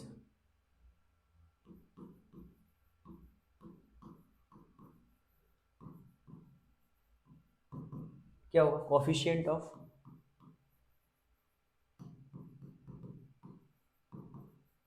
constant term यार,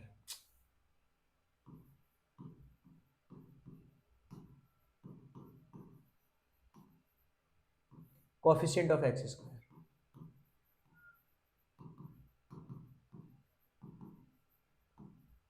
ये हो गया। हम लिख सकते हैं alpha into beta equal to क्या, सी अपॉन ए। अब हम वैल्यू पुट कर देंगे, अल्फा और बीटा की वैल्यू हम पुट कर देंगे। तो आपको भी पता है कि अल्फा की वैल्यू हमारे पास में यहाँ पे क्या आई थी, 3/2 और -1/3। 3/2 और -1/3, यही हमें रखना पड़ेगा। तो सबसे पहले अल्फा की वैल्यू में बात कर लेते हैं। 3/2 और -1/2 आई थी, करेक्ट, यस। सो 3/2 -1/3 सॉल्व कर लेते हैं। 3/2 प्लस और माइनस, माइनस का 1/3, एलसीएम लेंगे 6 आएगा, राइट। 3 2 जा 6, 3 3 जा 9, 9 माइनस 3 2 जा 6 और ये 2, 9 माइनस 2 तो 7/6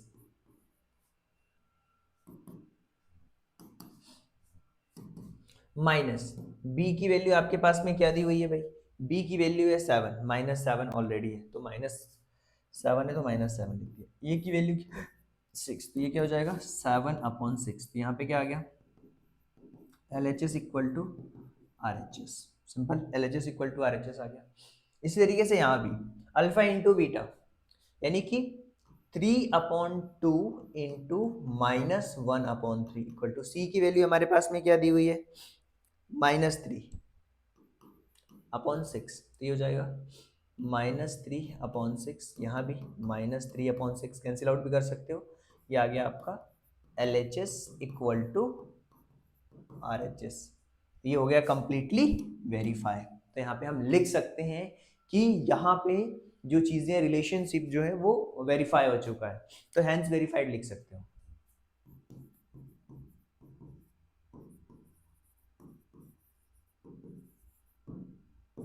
राइट, तो इस तरीके से आपको करने हैं वेरीफाई। अब हम अपना जो अगला क्वेश्चन है उसके बारे में बात करेंगे कि जो हमारा नेक्स्ट क्वेश्चन है उसको हम कैसे सॉल्व कर सकते हैं। सबसे पहले तो उस क्वेश्चन के बारे में हम बात करते हैं।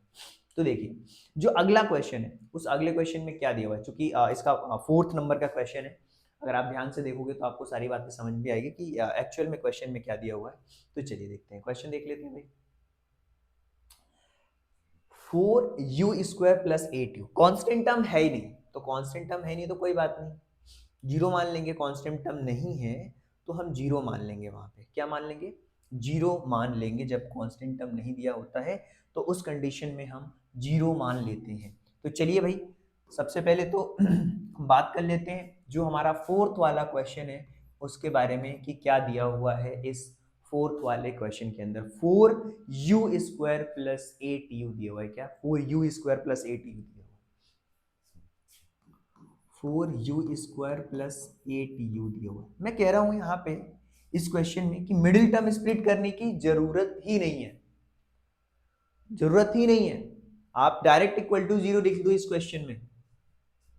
देखो 4u² + 8u equal to zero रख लेते हैं अगर हम, तो क्या होगा यहाँ पे, यहाँ से 4 को कॉमन ले लो भाई, 4u को कॉमन ले लो, 4u के कॉमन u को कॉमन लोगे u + 8 हो जाएगा इक्वल टू जीरो।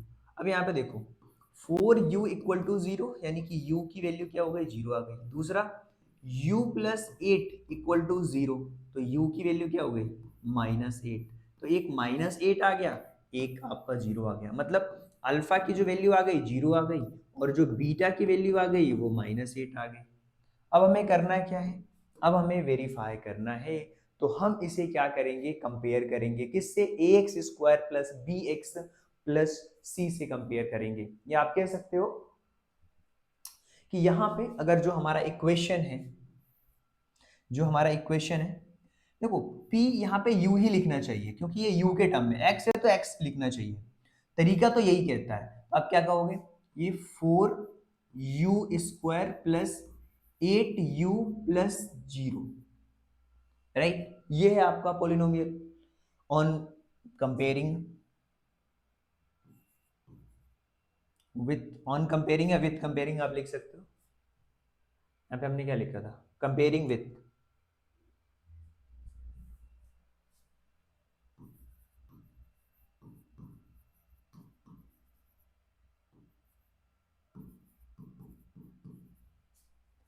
ax² या फिर ये भी लिख सकते हो। देखो वैसे तो ax² + bx + c लिख सकते हो, या तो आप चाहो तो ये भी लिख सकते हो au² + bu + c, तो आपके ऊपर डिपेंड करता है। इन दोनों में से आप कुछ भी लिख सकते हो, लेकिन तरीका ये कहता है कि अगर u के टर्म्स में तो u लिखना चाहिए। दोनों ही चीजें मैंने आपको बता दी हैं, छोटी छोटी चीजें बट काम की बातें। अगर आपके मान लीजिए आपने बोर्ड में पूरे क्वेश्चन सही कर दिए, अगर उसको मार्क्स काटना होगा किसी बोर्ड के एग्जामिनर को तो ये यहाँ पे काट सकता है। क्लियर है, वो डिपेंड करता है। तो वैसे काटना नहीं चाहिए लेकिन मैं आपको बता रहा हूँ। 8u² कंपेयर कर लेते हैं। चलिए a की वैल्यू क्या मिल गई भैया, a की वैल्यू मिल गई 4, b की वैल्यू क्या मिल गई, b की वैल्यू मिल गई 8, सी की वैल्यू क्या मिल गई, 0। बस अब हम जो सम ऑफ जीरोज है, जो प्रोडक्ट ऑफ जीरोज है, उनको हम कंपेयर करके लिख लेते हैं। सबसे पहले तो सम ऑफ जीरोज यानी कि अल्फा प्लस बीटा, डायरेक्ट लिख लेता हूँ B upon A, alpha into beta C upon ए। यहाँ पे वो कहानी लिख सकते हो, वी हैव टू वेरीफाई।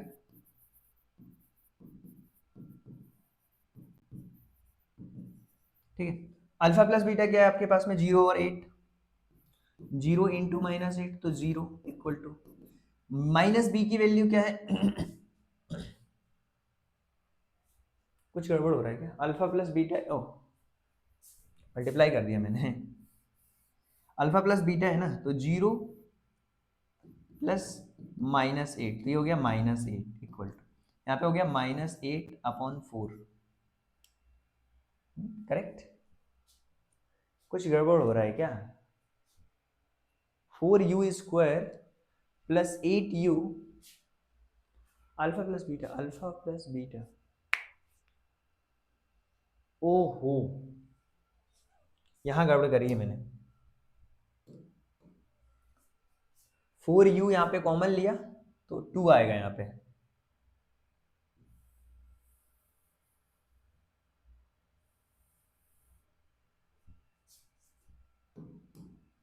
यहाँ पे 4u कॉमन लेंगे तो क्या बचेगा यहाँ पे, u प्लस 2 इक्वल टू 0,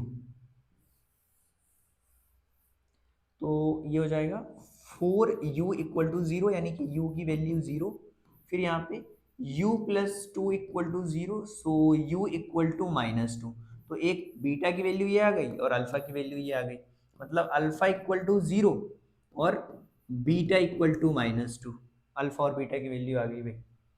बाकी तो ये कंपेयर किया तो ये सही है, ओके ठीक है। यहाँ पे तो यहाँ पे 0 प्लस यहाँ पे -2, तो यहाँ पे हो गया -2, माइनस बी की वैल्यू है 8, ए की वैल्यू है 4, -8/4, 4 2 ज़ा 8, तो ये -2 equal to -2, alpha into beta, alpha into beta यानी कि अल्फा आपका 0 है, बीटा आपका -2 है, तो ये 0 हो गया, सी की वैल्यू 0/4, 0/4 यानी कि 0, ये भी हो गया आपका इक्वल, तो left hand side equal to right hand side, hence verified. तो ये था आपका 4th नंबर का जो क्वेश्चन था ना, उसको हमने सॉल्व कर लिया गाइस। जो 8th नंबर का क्वेश्चन था उसको हमने सॉल्व कर लिया, ओके। अब हम नेक्स्ट क्वेश्चन के बारे में बात करते हैं, देखते हैं कि क्या दिया हुआ है क्वेश्चन में और कैसे हम उस क्वेश्चन को सॉल्व कर सकते हैं, राइट। और आई होप आप लिख लो इस क्वेश्चन को, सबसे पहले तो लिख लीजिए सबसे पहले। अब हम बात करेंगे अपने अगले क्वेश्चन के बारे में, और जो कि होने वाला है क्वेश्चन नंबर 5th। जो फर्स्ट वाला क्वेश्चन है उसी का 5th वाला क्वेश्चन होने वाला है। तो यहाँ पे देखते हैं कि यार 5th क्वेश्चन में क्या दिया है। सबसे बहुत ही सिंपल क्वेश्चन दिया हुआ है, टी स्क्वायर माइनस का 15, क्या दिया हुआ है, टी स्क्वायर माइनस का 15। बहुत ही सिंपल क्वेश्चन है, आसानी से इस क्वेश्चन को सॉल्व कर सकते हो, बहुत ही आसान है। टी स्क्वायर माइनस का 15 दिया हुआ है। चलिए इस क्वेश्चन को सॉल्व करते हैं और बहुत ही इंटरेस्टिंग तरीके से इस क्वेश्चन को आप सॉल्व कर पाओगे।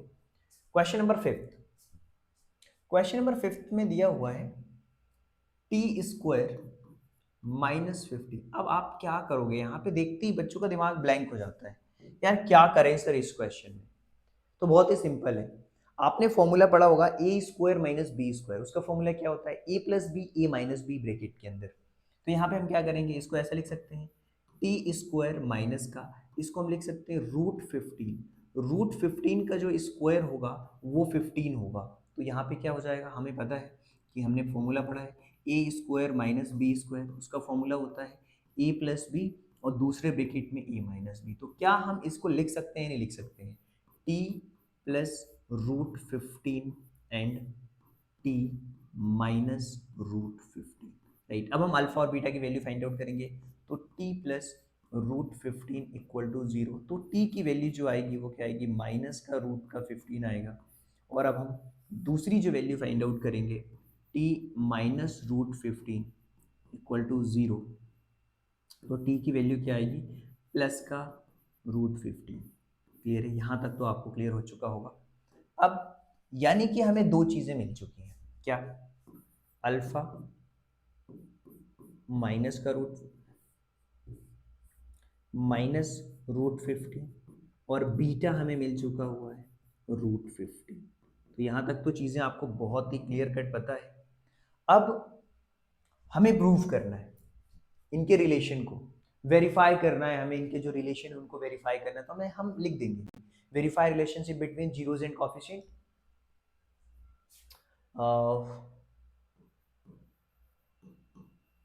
Verify relationship between zeros and coefficient.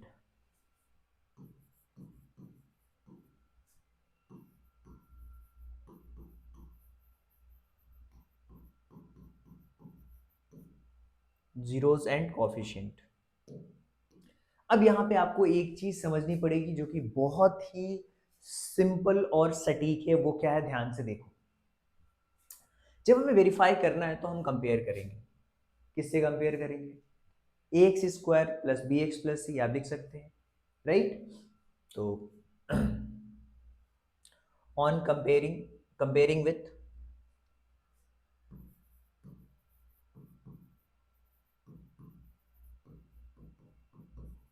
तो मैं ऐसा लिख लेता हूं a t² plus bt plus C equal to 0। तो यहाँ पे क्या होगा? t के टर्म्स में दिया हुआ है, तो अगर आप ध्यान से देखोगे तो ये a² है, तो इसको हम ऐसा लिख सकते हैं t² plus 0 into T plus 15, ऐसा दिया हुआ है हमें, ऐसे ही दिया हुआ है। तो ध्यान से देखो यहाँ पे क्या हो रहा है, जो हमारे पास a की वैल्यू है वो t, वो 1 आ गई, b की वैल्यू 0, c की वैल्यू 15। अब हम वेरीफाई करेंगे रिलेशन को, कैसे? सम ऑफ जीरोस और प्रोडक्ट ऑफ जीरोस। तो सम ऑफ जीरो क्या होता है? Alpha plus beta equal to minus B upon ए, और alpha into beta equal to क्या होता है? सी अपॉन ए होता है। तो अल्फा प्लस बीटा आपका क्या दिया हुआ है? √15 और माइनस का √15 प्लस का √15, तो ये हो गया माइनस का √15 और प्लस का √15, तो ये हो गया 0। माइनस बी की वैल्यू 0 दी हुई है, 0 में 1 किसी भी नंबर का डिवाइड वो करोगे 0 ही आएगा। अल्फा इंटू बीटा क्या दिया हुआ है? माइनस का √15 इंटू रूट का 15, 15 में 15 करोगे तो ये 15 आ जाएगा माइनस का, रूट में रूट का मल्टीप्लाई होगा, रूट 215 का अगर करोगे 225 होगा, और फिर ये 15 हो जाएगा। तो सी की वैल्यू क्या दी हुई है हमारे पास में? 15 दी हुई है, नहीं नहीं माइनस का 15 है, सॉरी, यहाँ पे माइनस का 15 है, ये माइनस का 15 है, तो यहाँ भी माइनस का नंबर आएगा। तो चूंकि यहाँ पे माइनस का 15 है अपॉन 1, तो ये भी माइनस का 15, मतलब left hand side equal to right hand side, hence verified. तो ये बहुत ही सिंपल सा क्वेश्चन था, और आई होप कि आपको ये समझ आया होगा। बहुत ही सिंपल था, a² माइनस b² का यहाँ पे कॉन्सेप्ट लगा हुआ है इस क्वेश्चन के अंदर। चलिए आगे बढ़ते हैं, नेक्स्ट क्वेश्चन के बारे में हम बात करने वाले हैं, जो कि क्वेश्चन नंबर फर्स्ट का जो लास्ट क्वेश्चन था उसके बारे में हम बात करने वाले हैं कि क्या दिया हुआ है, क्वेश्चन को कैसे हम समझ सकते हैं। सबसे बड़ी बात तो ये है कि अगर आप नोटबुक और पेन के साथ में हो तो चीजें आपको बहुत ही आसानी से, बहुत ही सिंपल वे में समझ भी आएंगी, वरना नहीं तो दिक्कतें होने वाली हैं। तो यार मैं बार बार कहता हूँ यार कि चीजों को देखो, सीखो, समझो, वहीं से आपको चीजें क्लियर होगी, आप चीजों को समझ पाओगे, सीख पाओगे। बहुत ही इंपॉर्टेंट क्वेश्चन है, हर बार पेपर में आता है। तो चलिए उस क्वेश्चन को करते हैं हम, जो कि ये वाला क्वेश्चन है, 3x² minus x minus 4, 3x² minus x, ये वाला सिक्स वाला क्वेश्चन करेंगे अब हम। तो सिक्स वाले क्वेश्चन को देखते हैं ध्यान से कि क्या दिया हुआ है। सिक्स वाला क्वेश्चन, सिक्स वाले क्वेश्चन में दिया हुआ है 3x² माइनस एक्स और माइनस का 4। तो देखो अरेंज है पहले से ही, 3x² माइनस एक्स और प्लस का 4, यही दिया हुआ है। सबसे पहले 3 और 4 का मल्टीप्लीकेशन करेंगे तो क्या आ जाएगा 12। और 12 का ऐसा फैक्टर जिसको प्लस या माइनस करने पर 1 आए, तो 4 और 3 ही होगा। क्या होगा?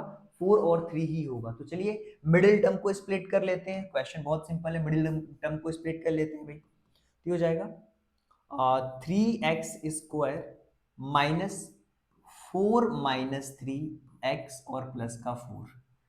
यहाँ पे क्या हो जाएगा? ये 3x² माइनस 4x माइनस और माइनस प्लस 3x और प्लस का 4।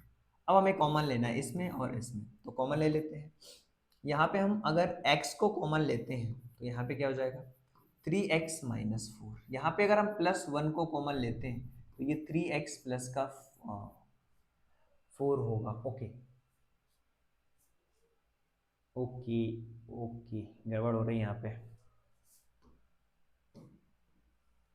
4 - 3, 4 - 3 हो गया। ओके, यहाँ पे मैंने माइनस को कॉमन लिया तो 3x माइनस 4 है। ओके, पक्का माइनस है कि प्लस है?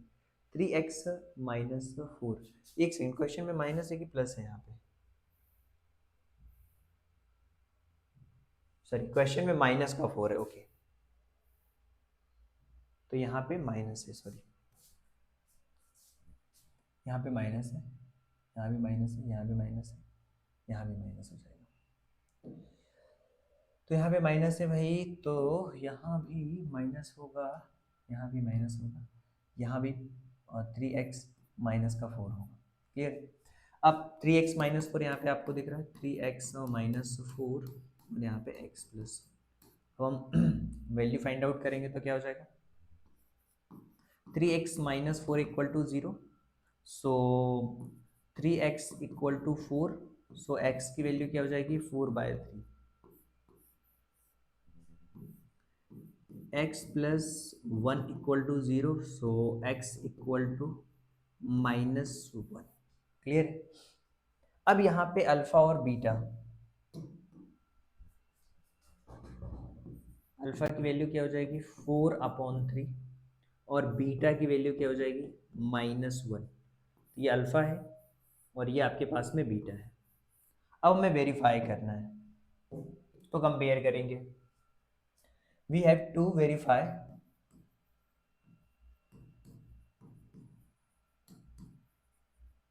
रिलेशनशिप बिटवीन, किसके रिलेशन को?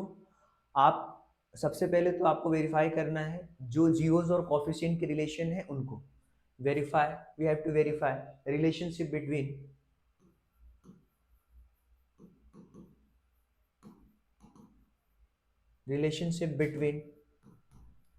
zeros and coefficient, zeros and coefficient।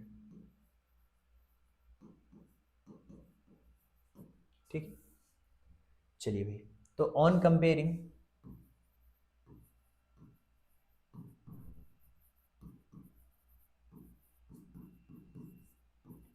ax² plus bx plus c, तो हमारे पास में जो पॉलिनोमियल दिया हुआ है वो दिया हुआ है 3x² माइनस एक्स और माइनस का 4। तो यहाँ से a की वैल्यू आ गई 3, b की वैल्यू -3 और c की वैल्यू -4। चलिए, हमें दो चीज़ें निकालनी है। सबसे पहले तो अल्फ़ा प्लस बीटा, फिर उसके बाद alpha into beta. Alpha plus beta होता है -b/a, यानी कि सम ऑफ जीरोस, और ये होता है c/a। तो अल्फ़ा प्लस बीटा हमारे पास दिया हुआ है 4/3 - 1, 4/3 -1 हो गया, इक्वल टू -b, यानी कि माइनस और ये माइनस का 3/3। तो यहाँ पे क्या हो जाएगा? माइनस का 3, सॉरी -1 है ना, -1 है।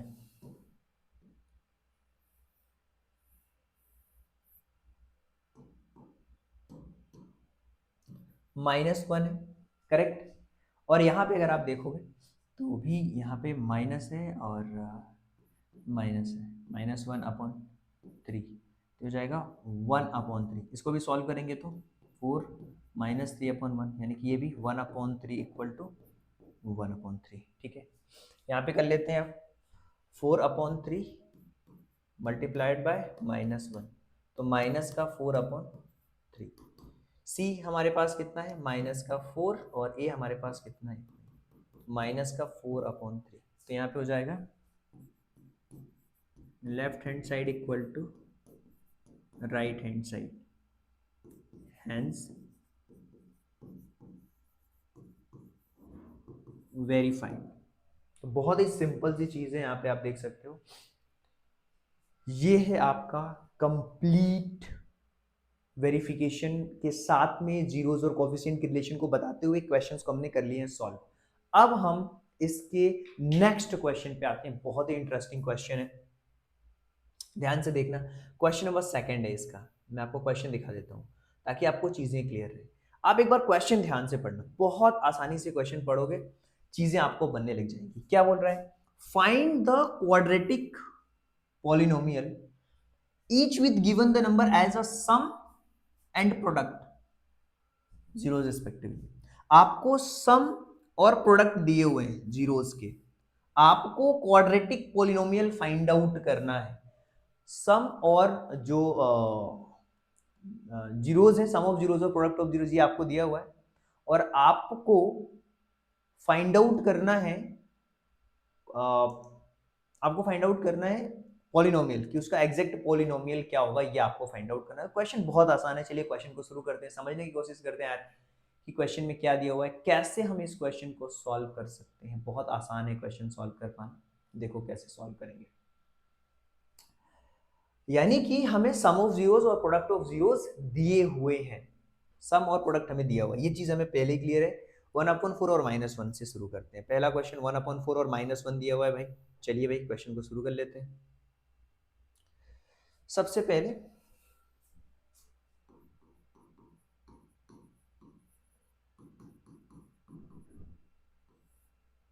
इसका पहला क्वेश्चन है, हमें दो चीजें दी हुई है। क्वेश्चन को अगर ध्यान से देखोगे तो आपको दिया हुआ 1/4 और -1, ये चीज दी हुई है। 1/4 दिया हुआ है और -1 दिया हुआ है। यहां तक आई होप कि आपको कोई भी दिक्कत नहीं हो रही होगी।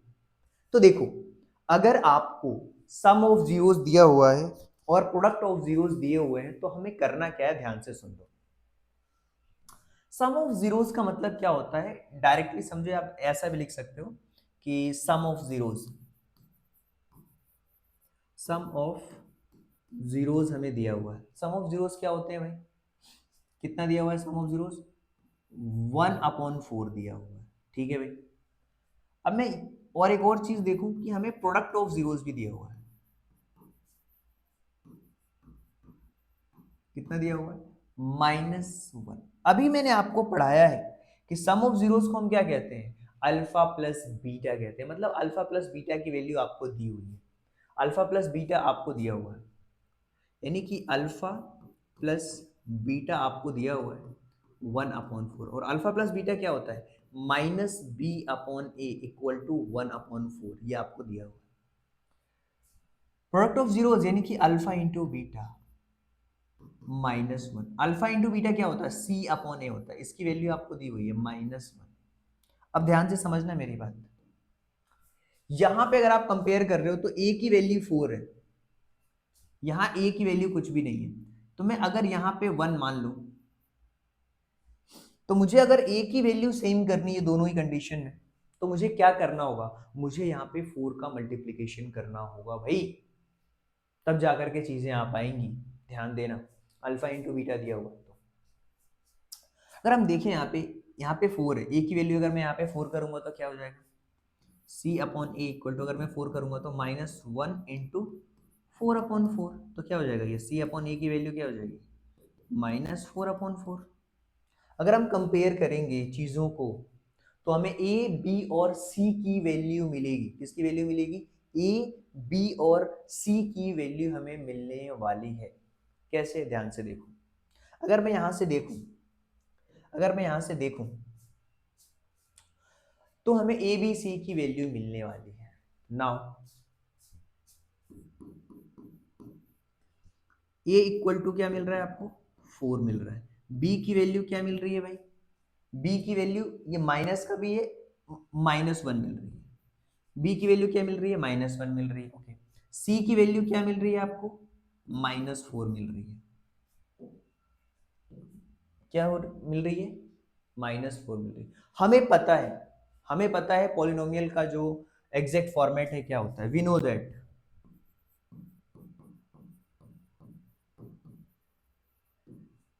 जो क्वाड्रेटिक पॉलिनोमियल होता है वो क्या होता है, a x square plus B x plus c. A x square plus B x plus c होता है, तो सबसे पहले तो हमें वैल्यू पुट करनी है। कैसे, ए की वैल्यू 4 है तो 4x² प्लस बी की वैल्यू -1 है तो ये -1x, सी की वैल्यू क्या है -4 तो यहाँ पे -4। इसको सॉल्व करेंगे तो क्या हो जाएगा भाई, 4x² माइनस एक्स और माइनस का 4, that is answer. That is the answer guys. बहुत सिंपल है चीजों को समझना।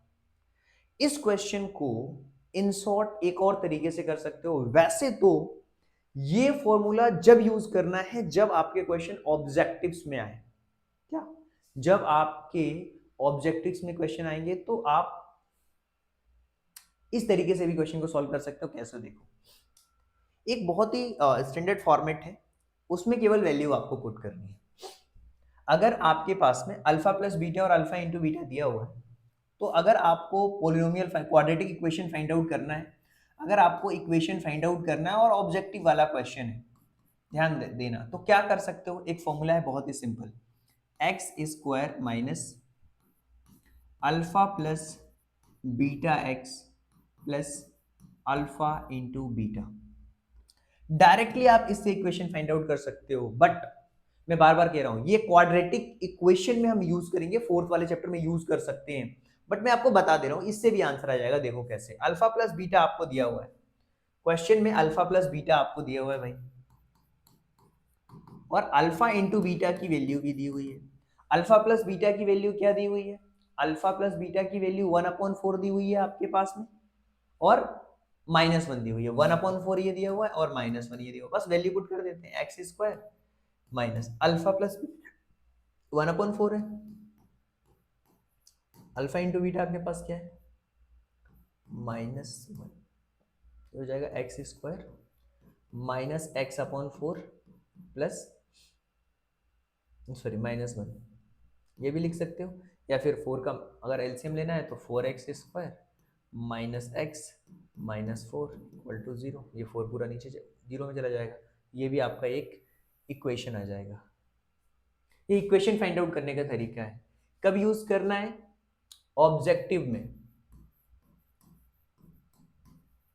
बाकी आपको इसी तरीके से ही सॉल्व करना है जब आपको क्वेश्चन पूछा जाए 4x² माइनस 4x माइनस 4। देखो इक्वेशन अगर आपसे पूछी जाएगी डायरेक्टली तो आप इससे चेक कर सकते हो, शॉर्टकट है एक तरीके का, आप यूज कर सकते हो, x² minus alpha plus beta x plus alpha into beta. Clear है? चलिए अब हम अगले क्वेश्चन की तरफ बढ़ते हैं। ये भी आप याद रख सकते हो, शॉर्टकट के लिए है, शॉर्टकट के लिए है ये। जब ऑब्जेक्टिव में क्वेश्चन दिया हो तो हम इजिली यहां से फाइंड आउट कर सकते हैं, आपका टाइम बच जाएगा।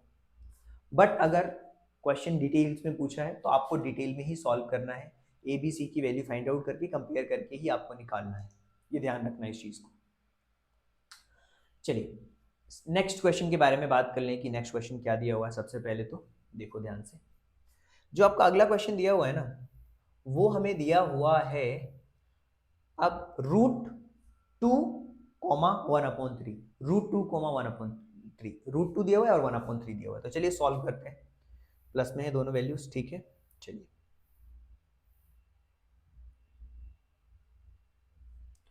तो बहुत ही सिंपल है क्वेश्चन को समझना।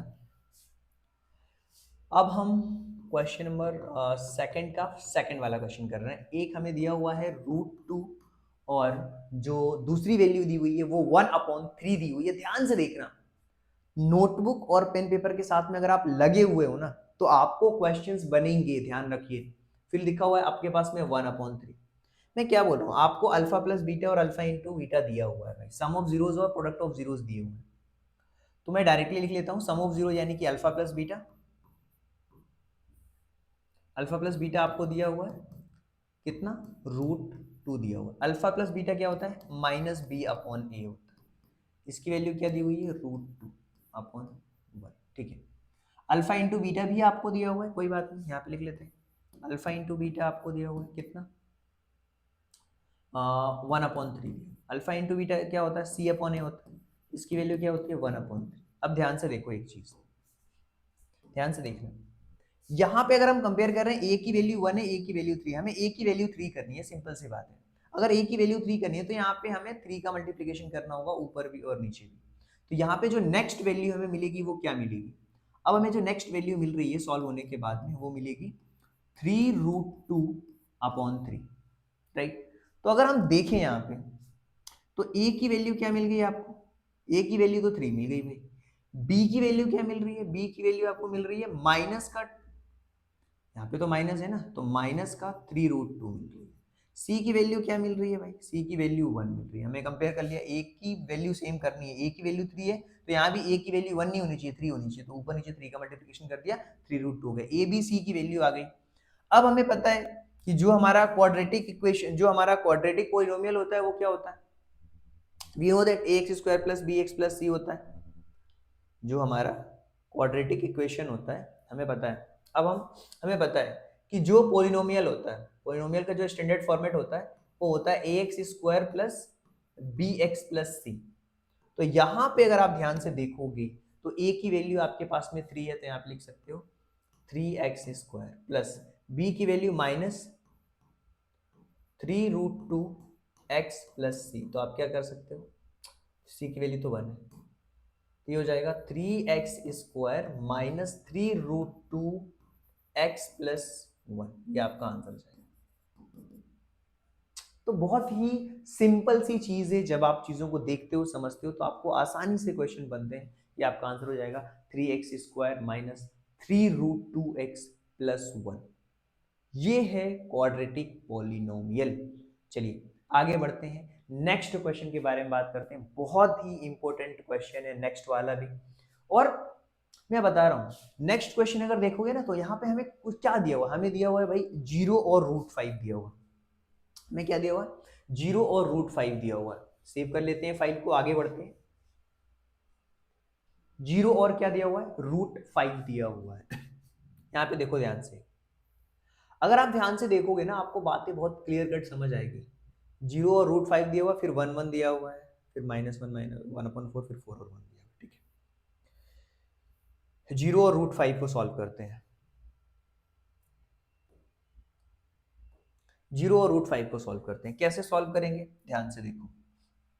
ये हमारा क्वेश्चन नंबर 3 है, इसका 3 एनसीईआरटी का, सेकंड का।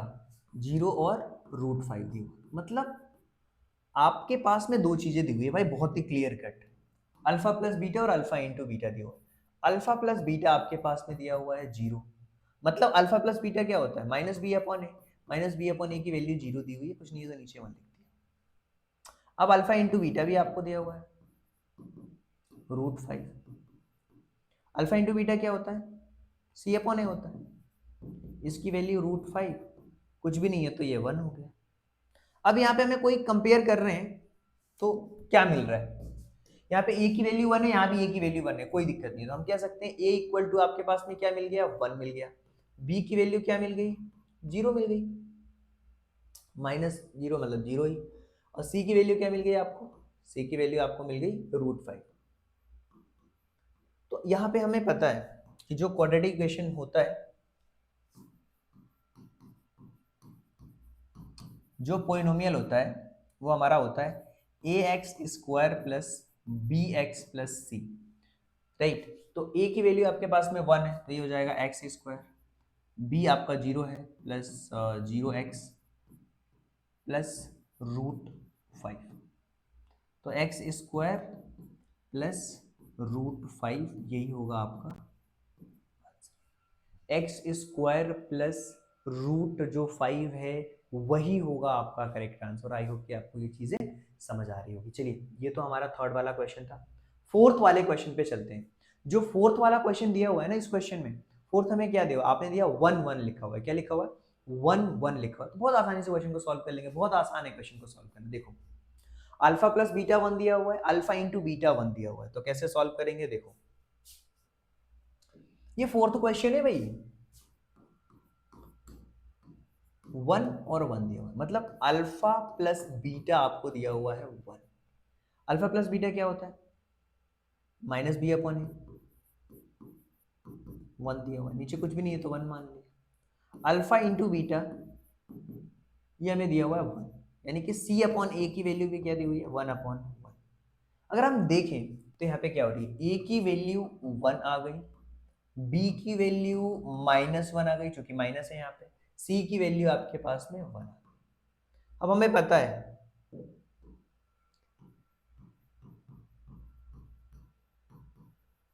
जो हमारा पोलिनोमियल होता है वो उसका स्टैंडर्ड फॉर्मेट होता है a x square plus B x plus सी।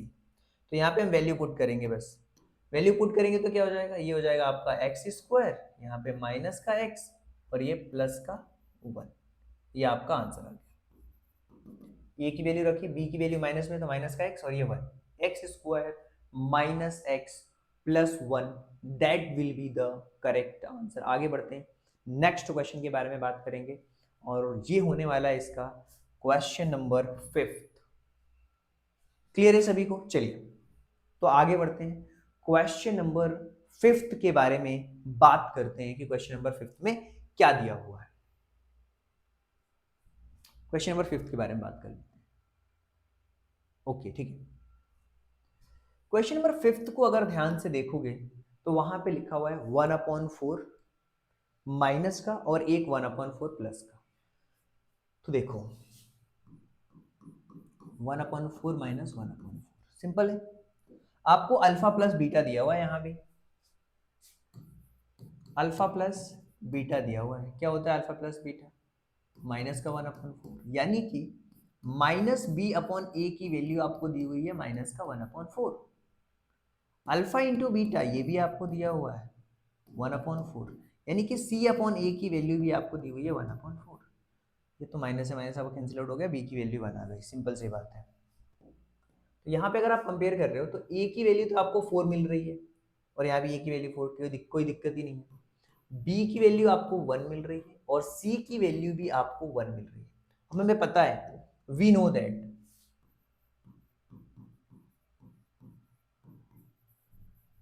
क्या, a x square plus B x plus c, a x square plus B x plus c, value put कर लेते हैं, ये हो जाएगा आपका 4x square plus x plus 1, यहाँ पे 1 रखेंगे तो x और यहाँ पे 1, ये आंसर आ गया। तो बहुत ही सिंपल था, ये था आपका क्वेश्चन नंबर 5। अब हम इसका जो लास्ट क्वेश्चन है, आई थिंक क्वेश्चन नंबर 6, उसके बारे में बात करेंगे। और जब आप ये क्वेश्चन कर लोगे, यकीन मानो यहां पे आपकी जो एनसीईआरटी है उसके पूरे क्वेश्चंस आपने कर लिए चैप्टर 2 के। अब इसके बाद चैप्टर 2 में कुछ भी नहीं बचेगा, जो अब हम क्वेश्चन करने वाले हैं, जो कि क्वेश्चन नंबर 6 होने वाला है। सबसे पहले देख लेते हैं कि क्वेश्चन नंबर 6 में क्या दिया हुआ है। 4 और 1 दिया हुआ है, 4 और 1 ये लास्ट है, ठीक है, 4 और 1 दिया हुआ है, ठीक है।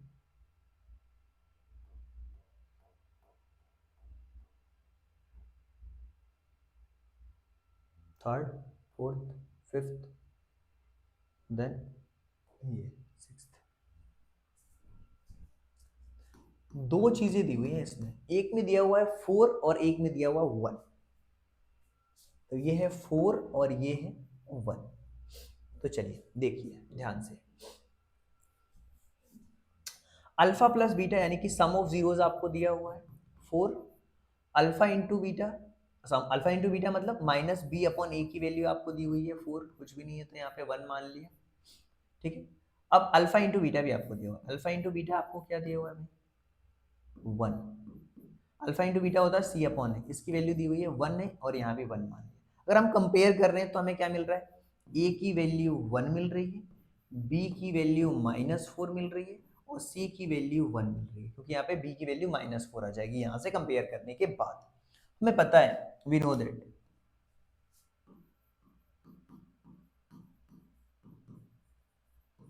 इसका जो स्टैंडर्ड फॉर्मेट होता है a x square plus B x plus c होता है। तो अगर आप देखोगे x की वैल्यू, a की वैल्यू 1 है तो ये एक्स स्क्वायर हो जाएगा, b की वैल्यू माइनस में है तो ये माइनस का 4x हो जाएगा, c की वैल्यू 1 है तो प्लस का 1 हो जाएगा। ये आ गया आपका आंसर। इसका शॉर्टकट भी मैं आपको बता देता हूँ, फॉर्मूला एक बार फिर से रिवाइज कर लो, एक क्वेश्चन मैंने आपको बताया था, एक बार फिर से वो शॉर्टकट वाला फॉर्मूला याद रख लो। क्या है? बहुत ही सिंपल है भाई। इसका है इक्वेशन फाइंड आउट अगर आपको करने आ रही है इक्वेशन, तो कैसे फाइंड आउट? क्वाड्रेटिक इक्वेशन का फॉर्मूला है x square minus alpha plus beta x, मतलब सम ऑफ जीरोस, और प्लस अल्फा इंटू बीटा। अब आपको दोनों चीजें दी हुई हैं, x square minus alpha plus beta दिया हुआ है आपका, क्या दिया हुआ है 4, तो डायरेक्टली 4 रख दिया यहाँ पे, 4x plus alpha into beta भी दिया हुआ है, क्या अल्फा इंटू बीटा दिया हुआ है 1, तो 1 हो गया, डायरेक्टली आपका आंसर आ गया ये। तो ये डायरेक्ट फॉर्मूले में हमने वैल्यू पुट कर दी, ये जो था ये डायरेक्ट फॉर्मूला था, क्लियर? ये जो था आपको डायरेक्ट, ये जो आप देख पा रहे थे ये डायरेक्टली फॉर्मूला था, राइट? तो ये आपको कब यूज करना है? ओनली ऑब्जेक्टिव्स, ऑब्जेक्टिव्स में, ऑब्जेक्टिव क्वेश्चन में यूज करना है। वैसे चैप्टर जब हम 4 पढ़ेंगे तो मैं आपको ये क्वाड्रेटिक इक्वेशन पढ़ाऊंगा, अभी तो केवल और केवल हम पॉलिनोमियल के बारे में बात कर रहे थे, लेकिन फिर भी मैंने आपको बता दिया ये शॉर्ट ट्रिक्स। आई होप कि चीजें आपको बहुत अच्छी तरीके से समझ आई होगी। अगर आप सीरियस हैं भाई तो आप हमारे इस बोर्ड मास्टरी प्रोग्राम में इनरोल कर सकते हो, बहुत ही जबरदस्त प्रोग्राम होने वाला है आपका। और मैं आपको बता देता हूँ कि ये जो बोर्ड मास्टरी प्रोग्राम होने वाला बहुत ही जबरदस्त प्रोग्राम है, और ये बोर्ड मास्टरी प्रोग्राम सभी बच्चों के लिए, चाहे आप सीबीएसई में हो, स्टेट बोर्ड में हो, या किसी भी लेवल पे हो, अगर आप अपनी प्रिपरेशन कर रहे हैं तो बहुत अच्छी तरीके से आप अपनी प्रिपरेशन को कर सकते हो। 1 ईयर की वैलिडिटी है, कंप्लीट आपको नोट्स मिलेंगे, जो भी नोट्स आप देख पा रहे हो यहाँ पे, साथ में हैंड रिटन नोट्स मिलेंगे, कैसे आप अपनी प्रिपरेशन को और बेहतर कर सकते हो। और इसके साथ साथ आपको पता है कि हम सबसे पहले अपना कॉन्सेप्ट पढ़ते हैं, एनसीईआरटी सॉल्व करते हैं, और फिर प्रीवियस ईयर के क्वेश्चन पेपर को भी हम सॉल्व करने वाले हैं। So thank you so much and thanks for giving your precious time at the last. God bless you, thank you so much.